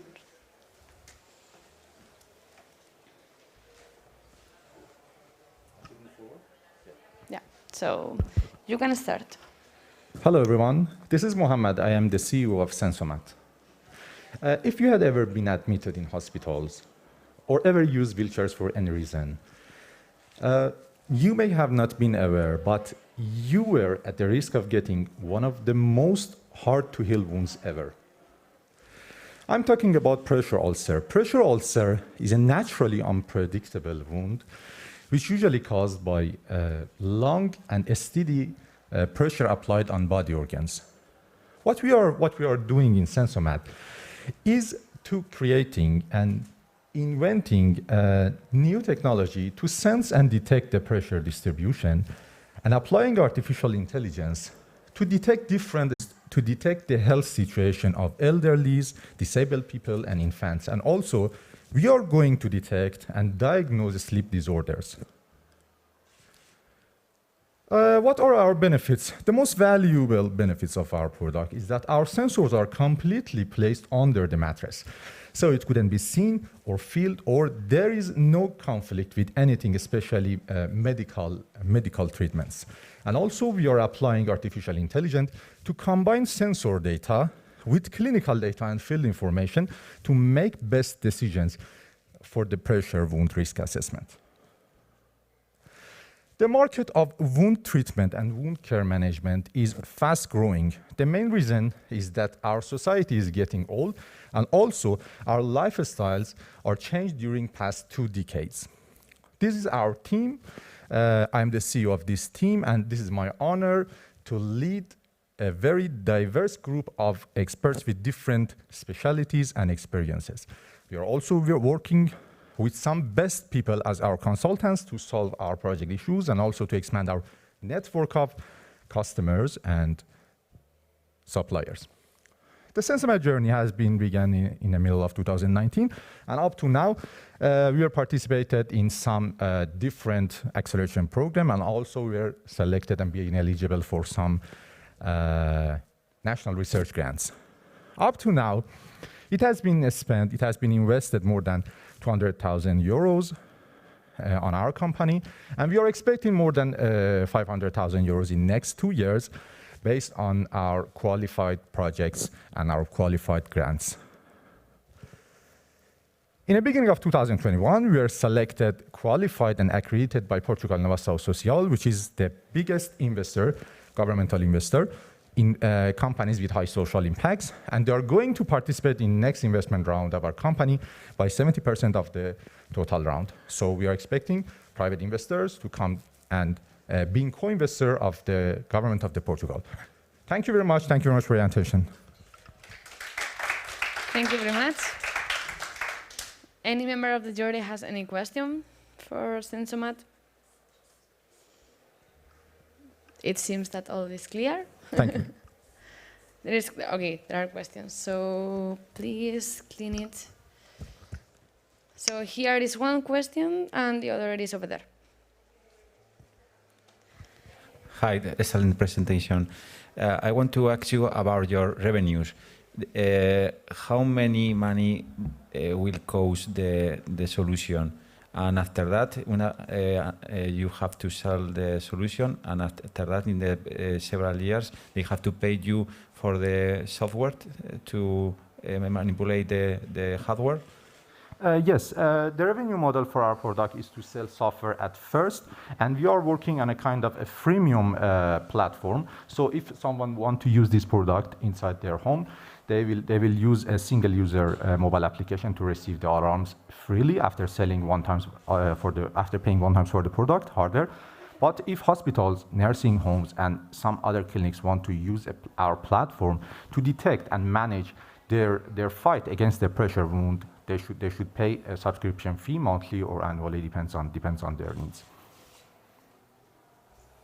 Thanks. Okay, perfect. So you can go over there because there's another question.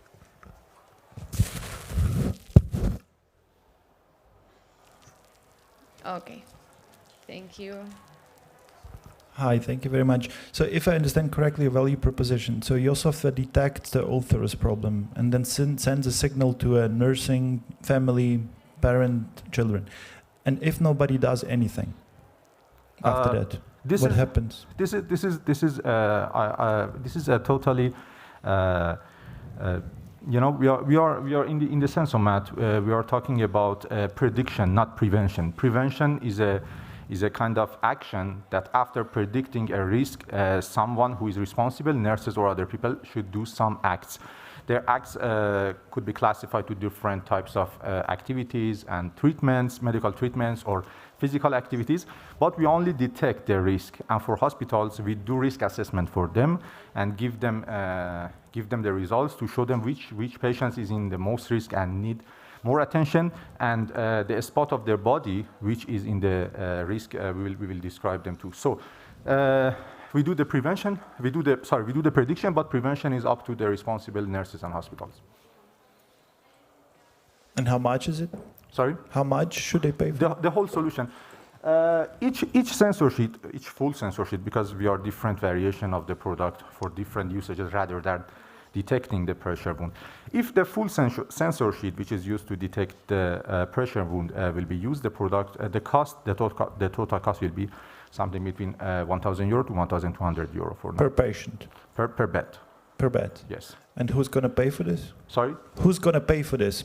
Hospitals or government or families? For this product, which is going to be used in the hospitals, we are thinking about a B2B model and sell the product only to the hospital and only to the government.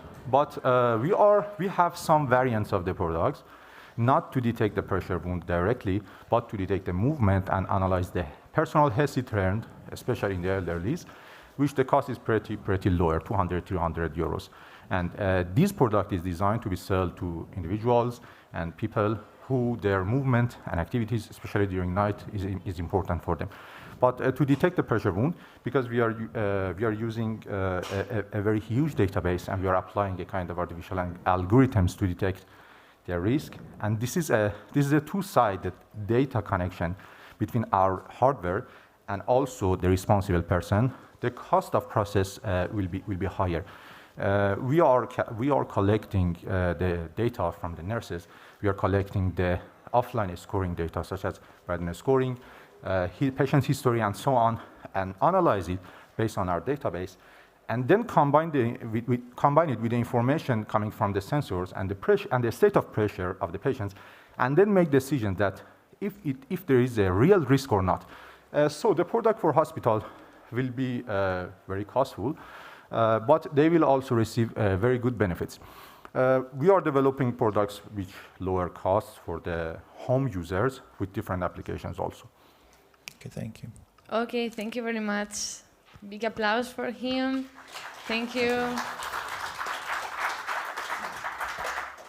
So let's move on with the next startup called CleanMind. Seems that nobody's here, so we'll follow. We will change also for the vertical. In this case, we will go for the vertical EdTech with the startups. The first one, So We Sign. Yes, So We Sign? Okay, perfect, perfect. So do you want the microphone? Okay, you have to use the mask, please. I'm sorry.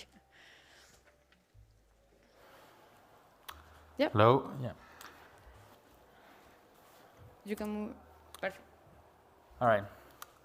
Well, hello everyone. I'm Matthew Tănăsescu. I'm country manager Spain for So We Sign. And basically what we do, we offer digital signatures for attendance control in all contexts of trainings. And to understand the revolution we've brought in the last 4 years and the problem we solve, let's talk about attendance control. So normally in an average training center, 16 hours are lost every month by the administrative teams treating the paperwork linked to attendance control. 16 hours lost every month. This represents around 500 forms. So here's how it works. So the administrative teams have to enter the training data in the forms. Then they have to print the forms. They have to pass on the forms to the classrooms. Then the trainers have to collect the signatures. So the trainees have to sign, the trainers have to pick up the forms, pass them on back to the administrative teams, who have to check the conformity of the signatures. Then they have to store the forms, sometimes for years, it's the case of Spain, before eventually passing them on to funding institutions. So this horrendous process, which has not been resolved yet by our competitors, is over with So We Sign. Because with our product, we didn't improve one process. We improved 3 different processes. So first, data integration, as we connect with the information system of our clients in a bidirectional way. Then signature collection with 10 different modes of identification. And finally, monitoring attendance, giving the visibility and the hand to administrative teams to handle this attendance information. So the way it works is very easy. So I see, I had some videos, but it's not on display. So I invite you to come to the stand. I will show you how it works. But in-person classes, so you just choose your name on the list, click on it, then put on your signature, validate, and that's it. Your attendance will be registered with a proof of time on any device. If you are in a virtual classroom, it works as easily. You can just scan a QR code, which will grant you access to the signature interface. You can also access the same interface via email or using a dedicated portal that we put in place for trainers, where they can share a QR code, share a numerical code, or just indicate who is absent. Then with one click, put the rest of attendees present. 2 clicks and the attendance is registered. Then all this information is sent to the web manager interface. And from there, the admin teams have access to all the training data. They have supervision tools to handle all this attendance information. And they can also generate and store all the probatory documents for future funding. So of course, digitizing attendance control with So We Sign will bring many advantages. Mainly, it saves heaps of time and it eliminates paper. But also, it's a solution that is very fun and easy. It's available on all devices, so it's ready for everyone, everywhere. The information is shared instantaneously, and the data is centralized, safe and sound, with one single place. We have legal conformity, so basically what we do is we help to get grant or subvention way more easily, and we're the best productivity accelerator for administrative teams in training centers. So our goal is to grow our international network. So whether you're a business school, university, training center, large corporation, basically any entity who does trainings where attendance have to be controlled, we can help you. So already 300 companies worldwide have made the leap. So if you want to be the next one, I invite you to try it yourself, just scanning the following QR code, or just get in touch with me. I will be also at the stand in the EdTech area, just upstairs. Thank you. Very much. Let me reach the stage. Any questions for Matthew? Okay, please, there. Hi. Hi. Excellent presentation, excellent solution. Just a question by a technical point of view. I guess I understood that you capture the signature, biometric signature from any devices you told me. Yes, yeah? exactly. Are you be sure that the signature is not, for example, just scanning or something like this? So we have, as I said, many different mode of identification, which helps to prevent any sort of fraud. So let's say in long trainings, where you can easily ask the trainees to download an app. So they will be only able to access the signature interface if they have the app, and then they will have to scan a QR code or enter the numerical code of the signing session that will grant them the access to the signature interface. Yeah. I understand perfectly the issue, but not the solution. The question is, are you sure that the right person is accessing to the signature? As it's... Because I can use the same QR code, for example, my friends or whatever. Yeah, well, this QR code is actually the less secure mode we have for short-term training. So that's why you can sign for everyone. This is adapted to professional trainings, but that's why we put in place systems which are like the app for students, where they cannot sign if they don't have the app and if they are not identified in the app.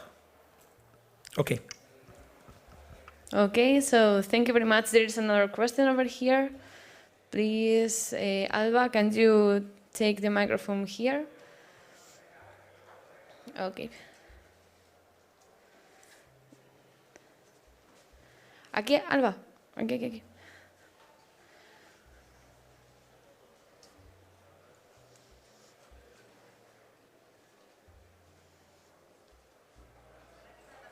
Hi, Matthew. Excellent presentation. My question is about the competitor. Now there are another solutions in the market, like DocuSign or another one. How is your solution? Why is your solution better than the other one? For sure. Well, actually, all our large corporations clients already have a signature solution to sign all the documents, but we only focus in attendance control. So what we bring that the other solutions wouldn't bring will be access to all the training data. So the admin teams have a database where they have all the trainers, the trainees, the signing sessions, the training session associated. They have this interface where they can manage all this information. They can do rectification signatures. They can generate and store the probatory documents. All that is absolutely centered in attendance control.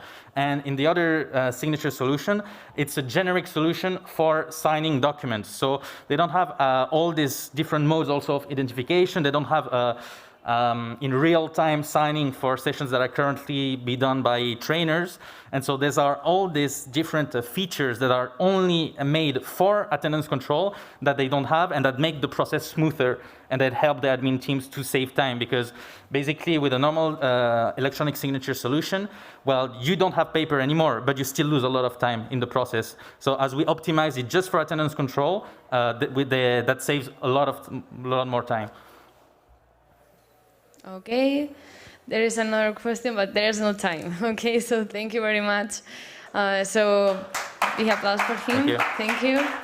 So let's follow with Physiocampus, please.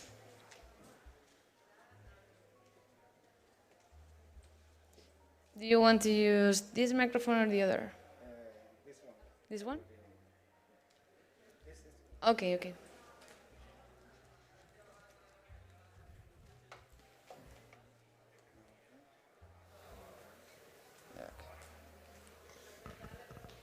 Whenever you're ready.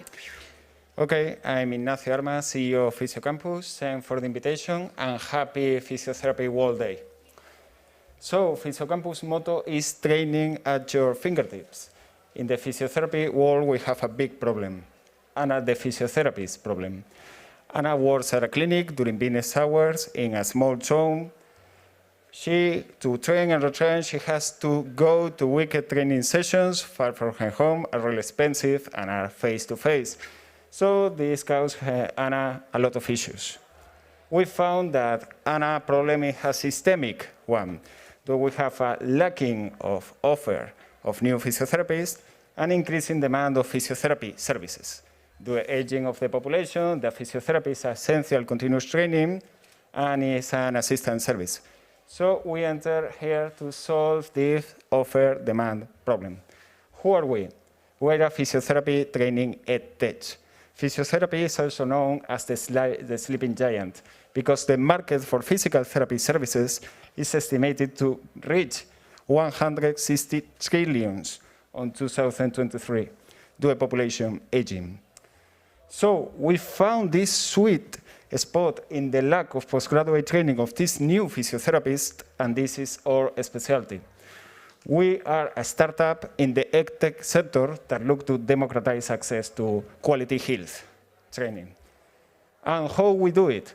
Well, this is some videos on display. You can check it later.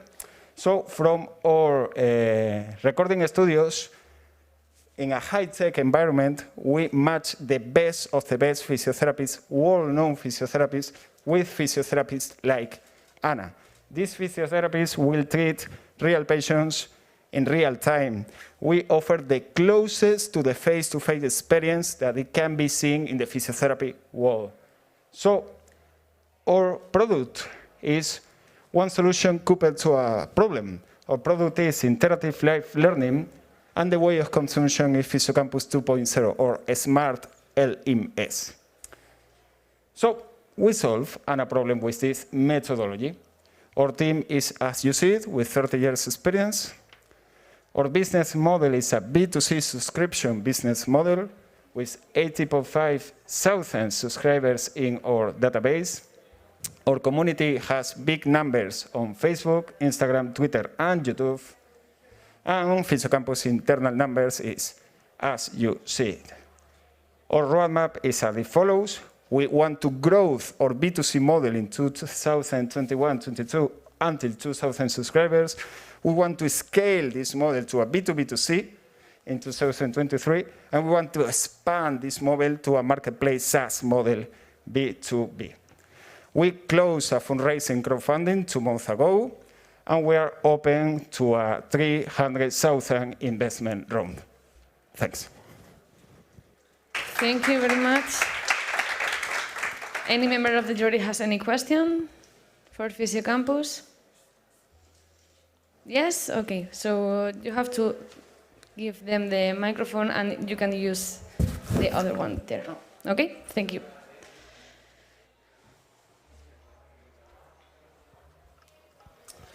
I thank you. That's a very crucial problem you're addressing, but certification.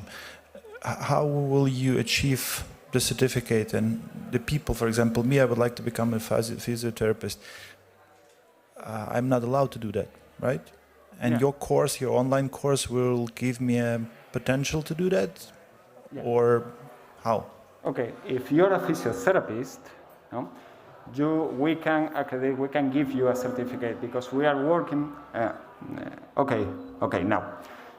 We can give you a certificate for on course because we are working with institutions that can work in this certificate, like universities, like with CFC credits or ACTC credits. We can offer you any kind of European certification for our course. That's the question. The question is, how can we officialize the formation, no? Yes, I suppose in Germany, for example, in Germany, if you have to complete courses, you have to conduct 3 years of rigorous training to be a physiotherapist, at least. Oh, yeah. This platform is for physiotherapists. So when you finish your university degree, there's a lack of postgraduate training. Physiotherapists need to be continuously training. And there we can offer this continuous formation for physiotherapists. Physiotherapists treat a lot of patients, and there is a lot of more patients with population aging. So if I'm a physiotherapist, when I work with my patients, I need to continue to actualize my know-how. And this is where we enter. So, for example, if I'm a physiotherapist in Colombia, no, I can offer the way to match with the Real Madrid physiotherapist. So, but not only match. So you can ask the Real Madrid physiotherapist, why you put your hands here or your hands there? Or why you do this technique or this other technique? The video is self-explanatory. You can see our recording studios, or cameras, or technician. We work with the camera, but that's the idea. So it's a continuous education. It's not for new people, it's continuous education. Yeah, it's for aggressive physiotherapists. Got it. How much is the course? Well, we work with a B2C subscription model that's €120, and it gives you access to 95% of the platform. We have 120. Yeah, the old subscription annually is 120, but we have a lot of diversified content, like postgrades, congress, course, etc. Okay. Thank you very much. Big applause for them. Thank you. Let's follow for another startup of the vertical of EdTech, and it's called Escape Room Educativas. Yes? Perfect. So do you want to use this microphone, the other one? Yes, of course. Okay. So whenever you are ready, you can start.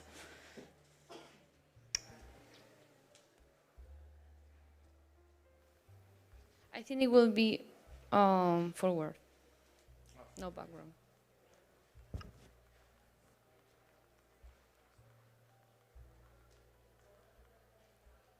Okay, perfect. Okay, first of all, I'm Sergio Vegas. Thank you everybody for being here. I'm here to talk about our project, Educative Escape Room, Digital Escape Rooms. Let's start from the beginning. Did you know the latest health crisis has caused a very accelerated digital transformation in the world, especially in the world of education, one of the most affected of all. Due to our experience, we have detected that there is a very growing demand on digital content. We have a lot of teachers lacking tools, especially tools that capture the interest of students. So what we can do with this. Okay.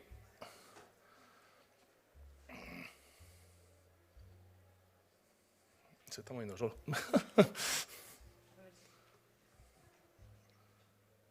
Si quieres lo puedo hacer lo puedo hacer aquí.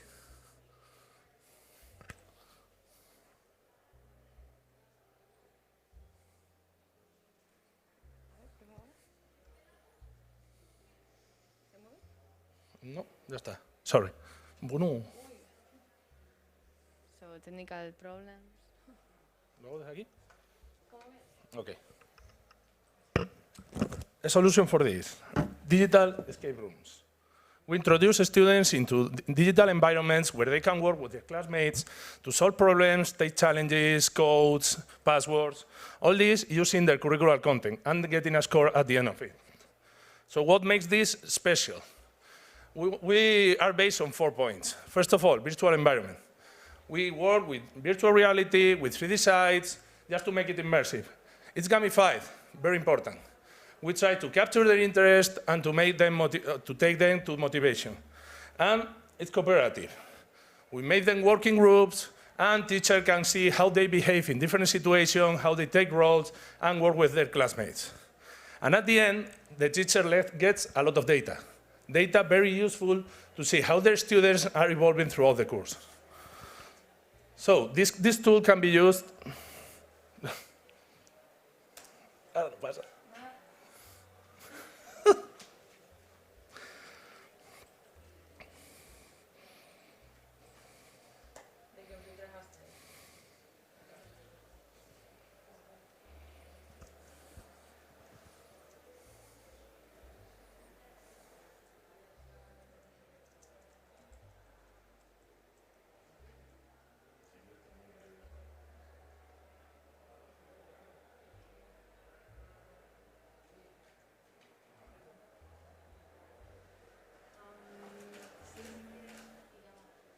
Mira. Okay, let's try with this. This tool can be used in 2 different manners. First of all, for training. We want students and we want people to take knowledge from this and take information. And on the other hand, we can use it as an evaluation.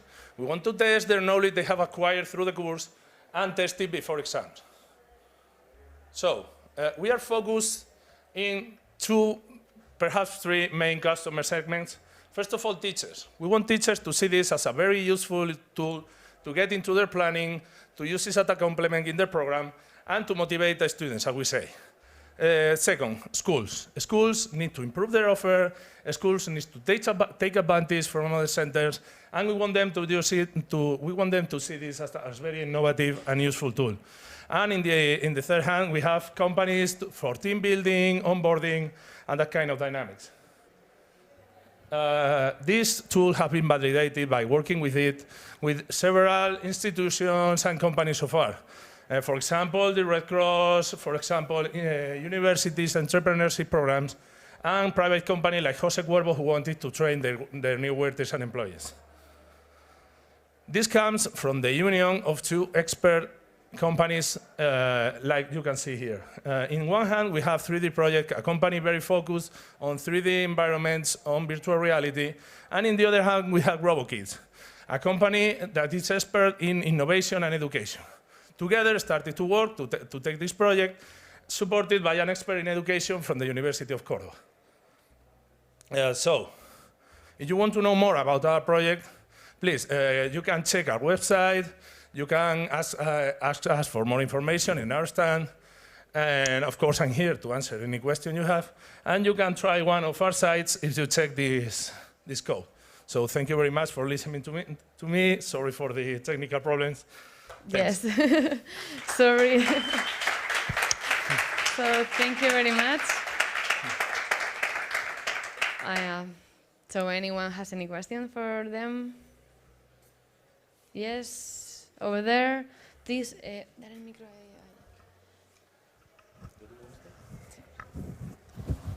I think over there. Who has the question? Perfect.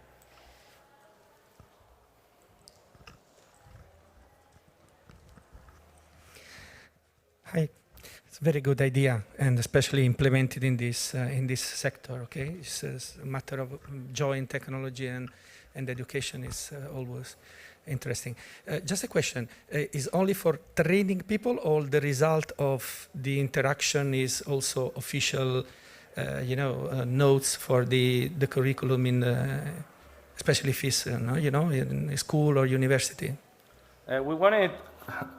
Okay, as I said, there's two different manners of working with this. We have like the training mode. The training mode is so interesting. I think it's one of the most powerful modes. But of course, we can take a lot of data from this. We know how much time they have spent in any room. We know their answers to the questions. We know how they have behaved. We can even make, don't know how to say in English, but the heat maps, perhaps. We can know where they have been most of the time, and perhaps what were the most difficult questions for them. So we can get data for it. It's not an official evaluation, but it's useful for before exams. Know what is the level of your students. Because again, the question was the same as before, no? As how do you know if the guy who is entered in the platform is exactly the one who has performed the test, if it's official? Okay, yeah, that's because it's not official already, but perhaps in implementing that kind of stuff, we can make it. Excellent. Perfect. Thank you very much. Is there any other question over there? No? Okay. Okay, so an applause for him, please. Thank you. Let's follow with the last startup of EdTech called Capitán Pomelo.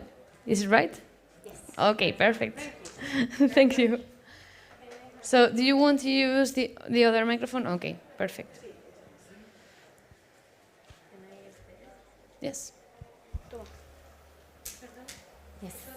Yes. It will be following the other one.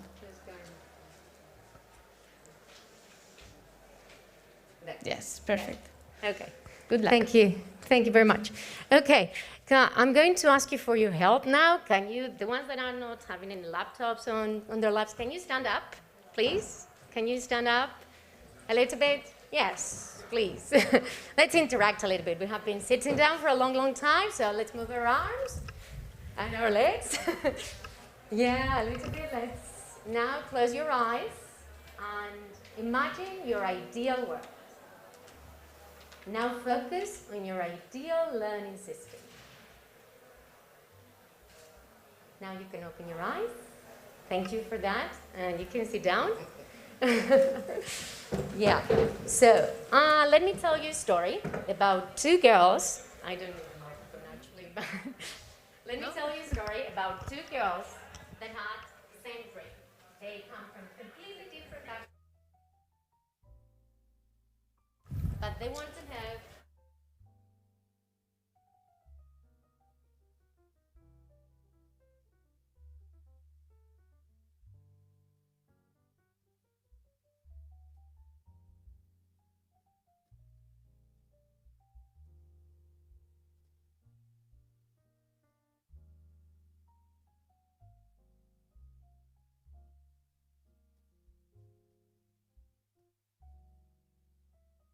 on top of everything, they reduce the gap among all of us. So, Sandra and I met quite by chance, and what we have is that our dream have a market, because there are a lot of people out there that are fed up with the traditional learning system of languages that promote this type of problems all the time. So, as Simon Sinek says, in the world of business, a just cause must be greater than any service we offer and any product we make. So, moving on, the solutions to our problems are that we started with a beta last year in 2020, April 2020, and we started for free. And then after a couple of months, parents approached us and said, we want to pay for this product. And we were very happy. But the best was that a mom said, you're really helping my kids. So we moved on. By December 2020, we have grown like double the number. And we launched in 2021, in April 2021, we launched a bigger platform and we improved everything, and then we increased the price. So we thought we were going to lose a lot of clients, and that wasn't the fact. The fact was that we lost only 10% of the clients. So now what we want is collaborators that can help us with the solution and that can help us reach more technology, like RoboKids, that had a great idea.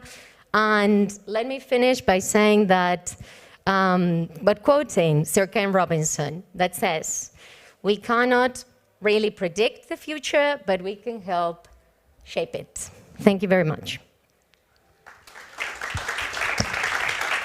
Thank you very much.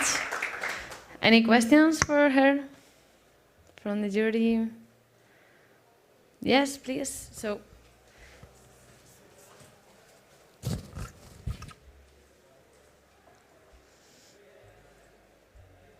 Hi, hello. Excellent presentation. In the other microphone.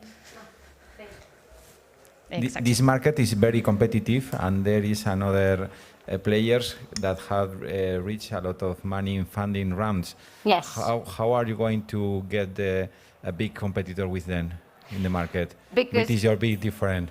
Yes, the big difference is that we add the value of communicating to a real person, right? Because it's in streaming, and it is a pack. The packs are they are made by a platform and a person that actually talks to kids and teens.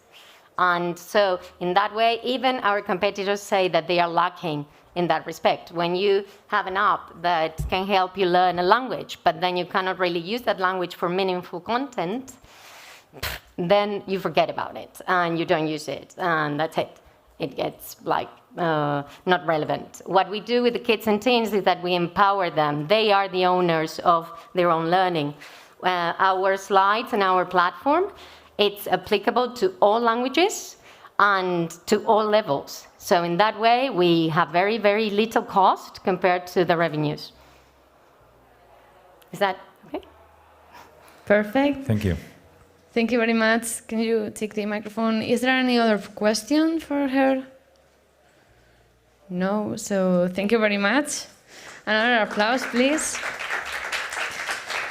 So let's move on the next startup, and we will also change to the vertical for prop tech, and the startup is rental. Is there anyone? No? So let's move on.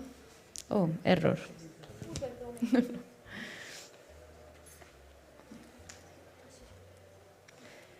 So the next startup we will do will be for the vertical of media, and it is powered by Impulsa Visión from RTV.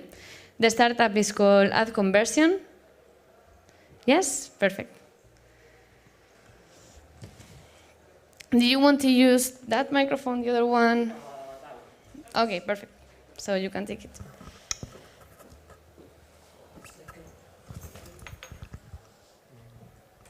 Do you need any help? No, it's okay. Yes. Perfect. So wherever you want. Okay. So what I'm about to tell you, it's quite complicated. It's some kind of minority report kind of thing. So I'm going to start from the beginning. Well, that's what I should do, yes. The decision-making process of buying a product or a service is determined by a multiple variable of factors. One of them is to get the right message to the right person at the right time. In a world in which screen time is increasing progressively in order to take most of our lives, internet ad campaign strategy is become something crucial for large agencies and large companies. However, this process is kind of tedious. The first issue we have is the dichotomy between using something kind of mechanical, which is prone to human error and also is costs a lot of human resources in terms of operational costs, or using cookies that they can somehow read your mind when you're looking like a commercial, but they're going to be forbidden in between 2022 and 2023 by Google because they're going to go away from that kind of data scavenging. The second issue we have is the bidding process. The bidding process within the Google interface is kind of complicated to understand, and people just settle for the default value they have. Finally, the cost per action and cost per click still has room to be fully optimized. And that room for improvement is what we have for ad conversion, which is a software as a service in a business-to-business kind of way that basically sets up automatically your ad campaign strategy, choosing where to put your ad, on which web page, choosing at what time to put the ad, and also how much to bid. It is built on top of Google Display Video 360, which is the Google interface in order to put ads for large corporations. And the algorithm just does that automatically. So every single minute, it updates itself with a better version of the model, and it decreases the cost per action and cost per click dramatically, as well as the bidding. So finally, what we have here is the console we have in order to monitor the progress that the machine learning algorithm has. At the beginning, the algorithm is kind of dumb, but it learns through process, learns through weeks and months, and we have achieved 50% improvement in impact over the past couple of months in some pilot projects, and 20% reduction in cost. So basically, this is it. Ad conversions, your ads better and cheaper. Thank you very much. Thank you very much. Is there any question from the jury for him? Anyone? No? So it seems to all be very clear. Thank you very much. There the microphone, and let's follow for the other on the following media startup called Crowtech. Yes? Perfect. Do you want to use this one? Perfect.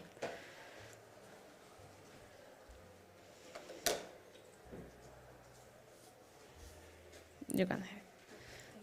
Okay, you can start. Okay, so hello everyone. My name is Meriam El Yamri, and I am one of the co-founders of Crowtech.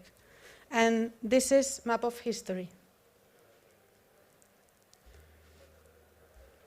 Excuse me, it's not playing. Yes. I think it won't be played. It will not be played? Okay, maybe you have to check it upstairs because we have our stand there. Perfect. So I will just follow up. So Crowtech, we are Crowtech. We make creative and disruptive experiences using state-of-the-art technology. We love technology. We are the fucking best at it. And Map of History is a unique augmented reality experience where the game takes place in the real world, and it moves with the player geolocation. So you might be thinking, what does this mean? Well, it's a game or it's an experience where you go around solving challenges, finding geolocated clues, exploring the city, and living an adventure, an augmented reality adventure. This opens up a world of possibilities. We are using augmented reality mixed with tourism to tell you amazing stories.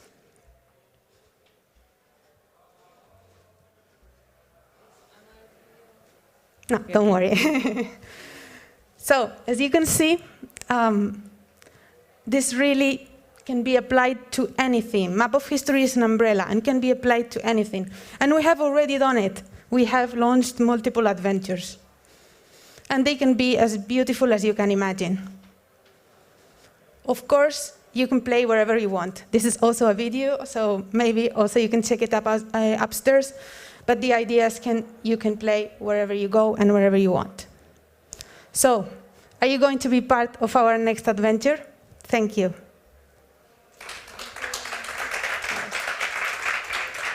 So sorry for the video, so please, you have to go to her stand and watch them. So, any questions for them? Any member of the jury has any question? No? Oh, okay, perfect. This microphone, and you can use the other one. So put it to you. Perfect. Hi. Could you explain us more about who are your customers and how many money are going to pay for that, and what are your main goals? Well, basically our customers are institutions, organizations, or anyone who wants to launch a story. So, for example, we have launched multiple, one with El Ayuntamiento de Madrid last year. We are working with one of the fictions or the TV shows of RTV, so we are launching an adventure based on that show. So the idea is that you have a theme, it could be a book, a TV show, something, a touristic route, anything, and we can apply it to this game to make it more fun, to explore the city, walk around, and find this experience more interesting. So to answer your question, basically our clients are other institutions and other organizations. Thank you very much. Any other question? Okay, so I think they will go to your stand to see the videos. So let's move on for another startup from the vertical of the media called Clavit. Yes, perfect.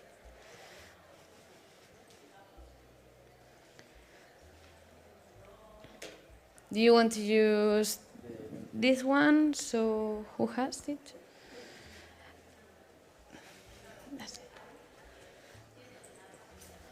Perfect, you can start. Perdona, ¿a la izquierda para pasar adelante al final? Hacia allá. Sí, sí. Okay. As we all know, all the marketing world is quite overcrowded. There are a lot of ways to promote our business. Radio, press, social networks, there are a million options. Then comes that moment when we have to see what fits better with our needs. And at that moment is when we ask ourselves the famous question, what is the best option? Well, I don't have the answer, but I came up with a solution. Hello, my name is Rafa Navajas, and I'm here to introduce you Clavit. Clavit is more than just an application. For users, we have created a live online challenge where you can play and win prizes just with your mobile phone. For companies, we are offering a new interactive advertising platform where you can connect with your potential customers in an easier way. Well, talking about numbers, just in Europe, we are targeting a market that moves marketing figures of more than 400 million euros. In this market, there is a great deal of competition, and each of these options has its pros and cons, but what really set Clubit apart are four fundamental pillars. On the one hand, we have the visibility, because with these challenges, the brand becomes the center of attention at that moment. On the other hand, we have the effectiveness of this type of interactive advertising. The next one is that you get real engagement, because you don't have any requirements, just playing. And the last one is all data and information that you collect from the different challenges. Well, we are going to talk about our business model. We currently have 3 revenue models. The first one is the paying for each campaign, is the principal one. The next one are affiliate programs. And the last one is commercialize all the business intelligence that we are going to collect. Well, now we have the most important part of the project. Who is going to make this work? Well, this incredible thing. We are 4 members with different profiles, and thanks to this, we can cover all the necessary areas to make Clubit work. Now that we are going to finish, I want to show you something I'm really proud about. Our metrics, like downloads, active users, and something really important, all the brands that have collaborated with us. In this slide, you can see some of them. We have a lot of different types, like clothing brands, jewelry, craft beer. We look for variety. So that's all, and I have to say that this is just the beginning. Thank you very much for your attention. Thank you very much. So, any questions?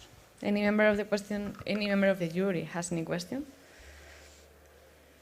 No, so it seems... We can talk upstairs, so thank you very much. Perfect. So thank you. So let's move on to the last startup of media. It's called Immersia. Yep, okay. Do you want to use this type of microphone, the other? This one is better. Okay, perfect. So you can take it and you can start whenever you are ready. Last one. Oh, okay. Hello, my name is Seda, CEO of Immersia.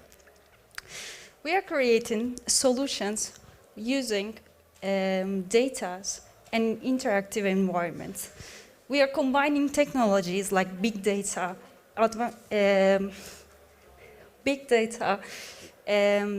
artificial intelligence, virtual reality, and augmented reality. You know, today we are creating more data than ever before.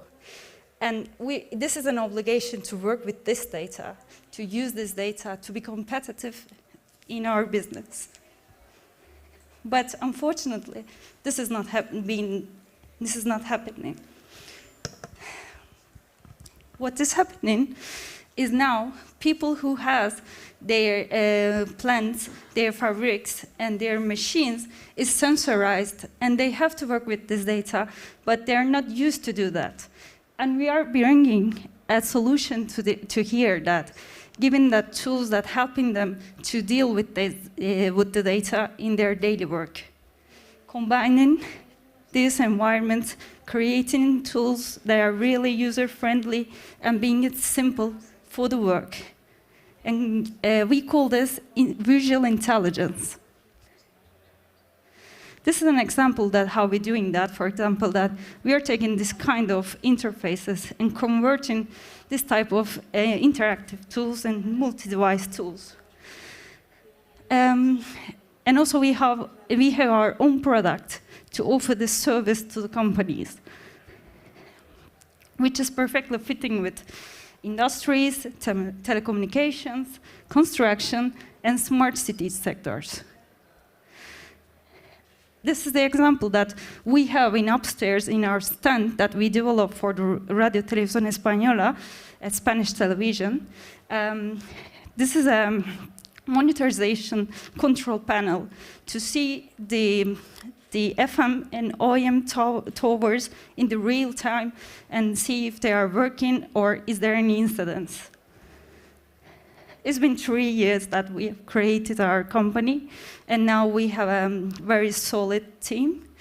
And until now, we inverted our time in research and development, developing our product, validating the idea, and now it's the moment, because we have traction, we have the product which is kind of solid, and it's the moment at the end of this year we will open an investment round to look for an investment.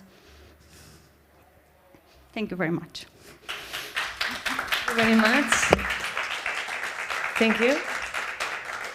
Anyone has any question for Immersia? No? Okay, so it seems all to be clear. Thank you very much. Thank you. So another applause for her, please.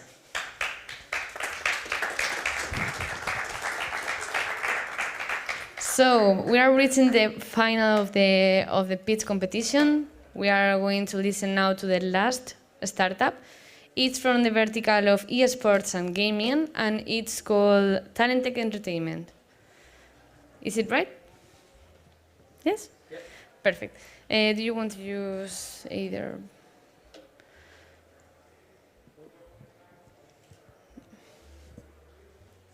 Okay. Okay, you can start. Hi. Hello, welcome to the 90s. Well, I know we are in the 2021, but we love do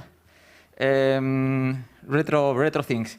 Specifically, we create arcade do-yourself of arcade machine. But today we are here to talk about a new project that is gonna be changed our business model.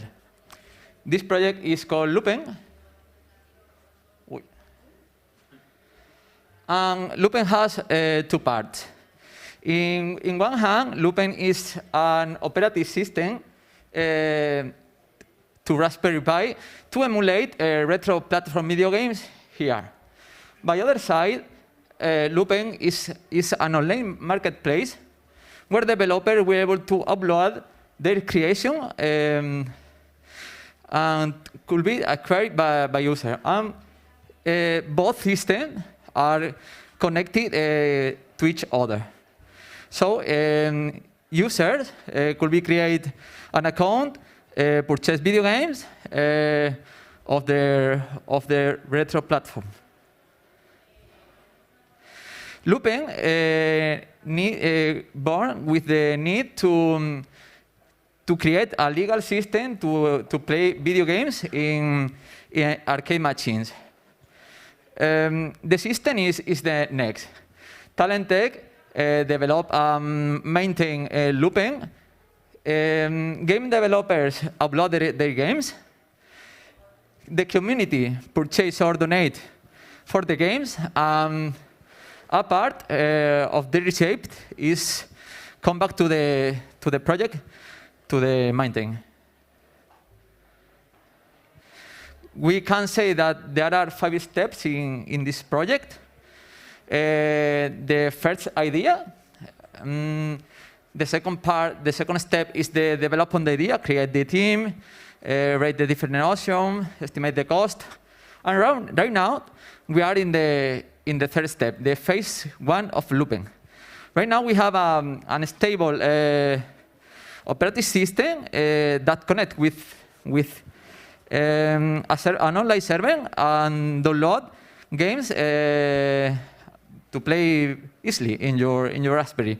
The next step, the phase 2, will be the marketplace that will connect with the Loopen phase 1, and the last phase is validate the export to other systems like Windows and Linux. In the short terms, the phase 1 of Loopen let us that Talent Tech be able to sell finished arcade machines. These revenues will continue going to this project, and we know that this project in the long term will be the engine of talent tech. And to finish, the team of this project is myself, Jose Manuel Tapia, like head of talent tech, Jose Luis Franconetti, like project manager, the CTO of the project, and the 41 North team, like the software engineers team. So for more information, you could visit loopen.net, and thank you for your attention. Thank you very much. Thank you. Any questions from the audience and the jury? So it seems to be all clear. Yeah. Thank you very much. So this was the last startup for today pitch competitions. The selected startups will be announced by this afternoon. Okay, so you will know if you are selected to the final ones. I want also to thank you all the people that are watching us on YouTube, and also for the jury that has made his incredible questions and to be here with the form. Thank you very much. And for you startups, good luck, and see you in the fair, okay? So bye-bye. Thank you.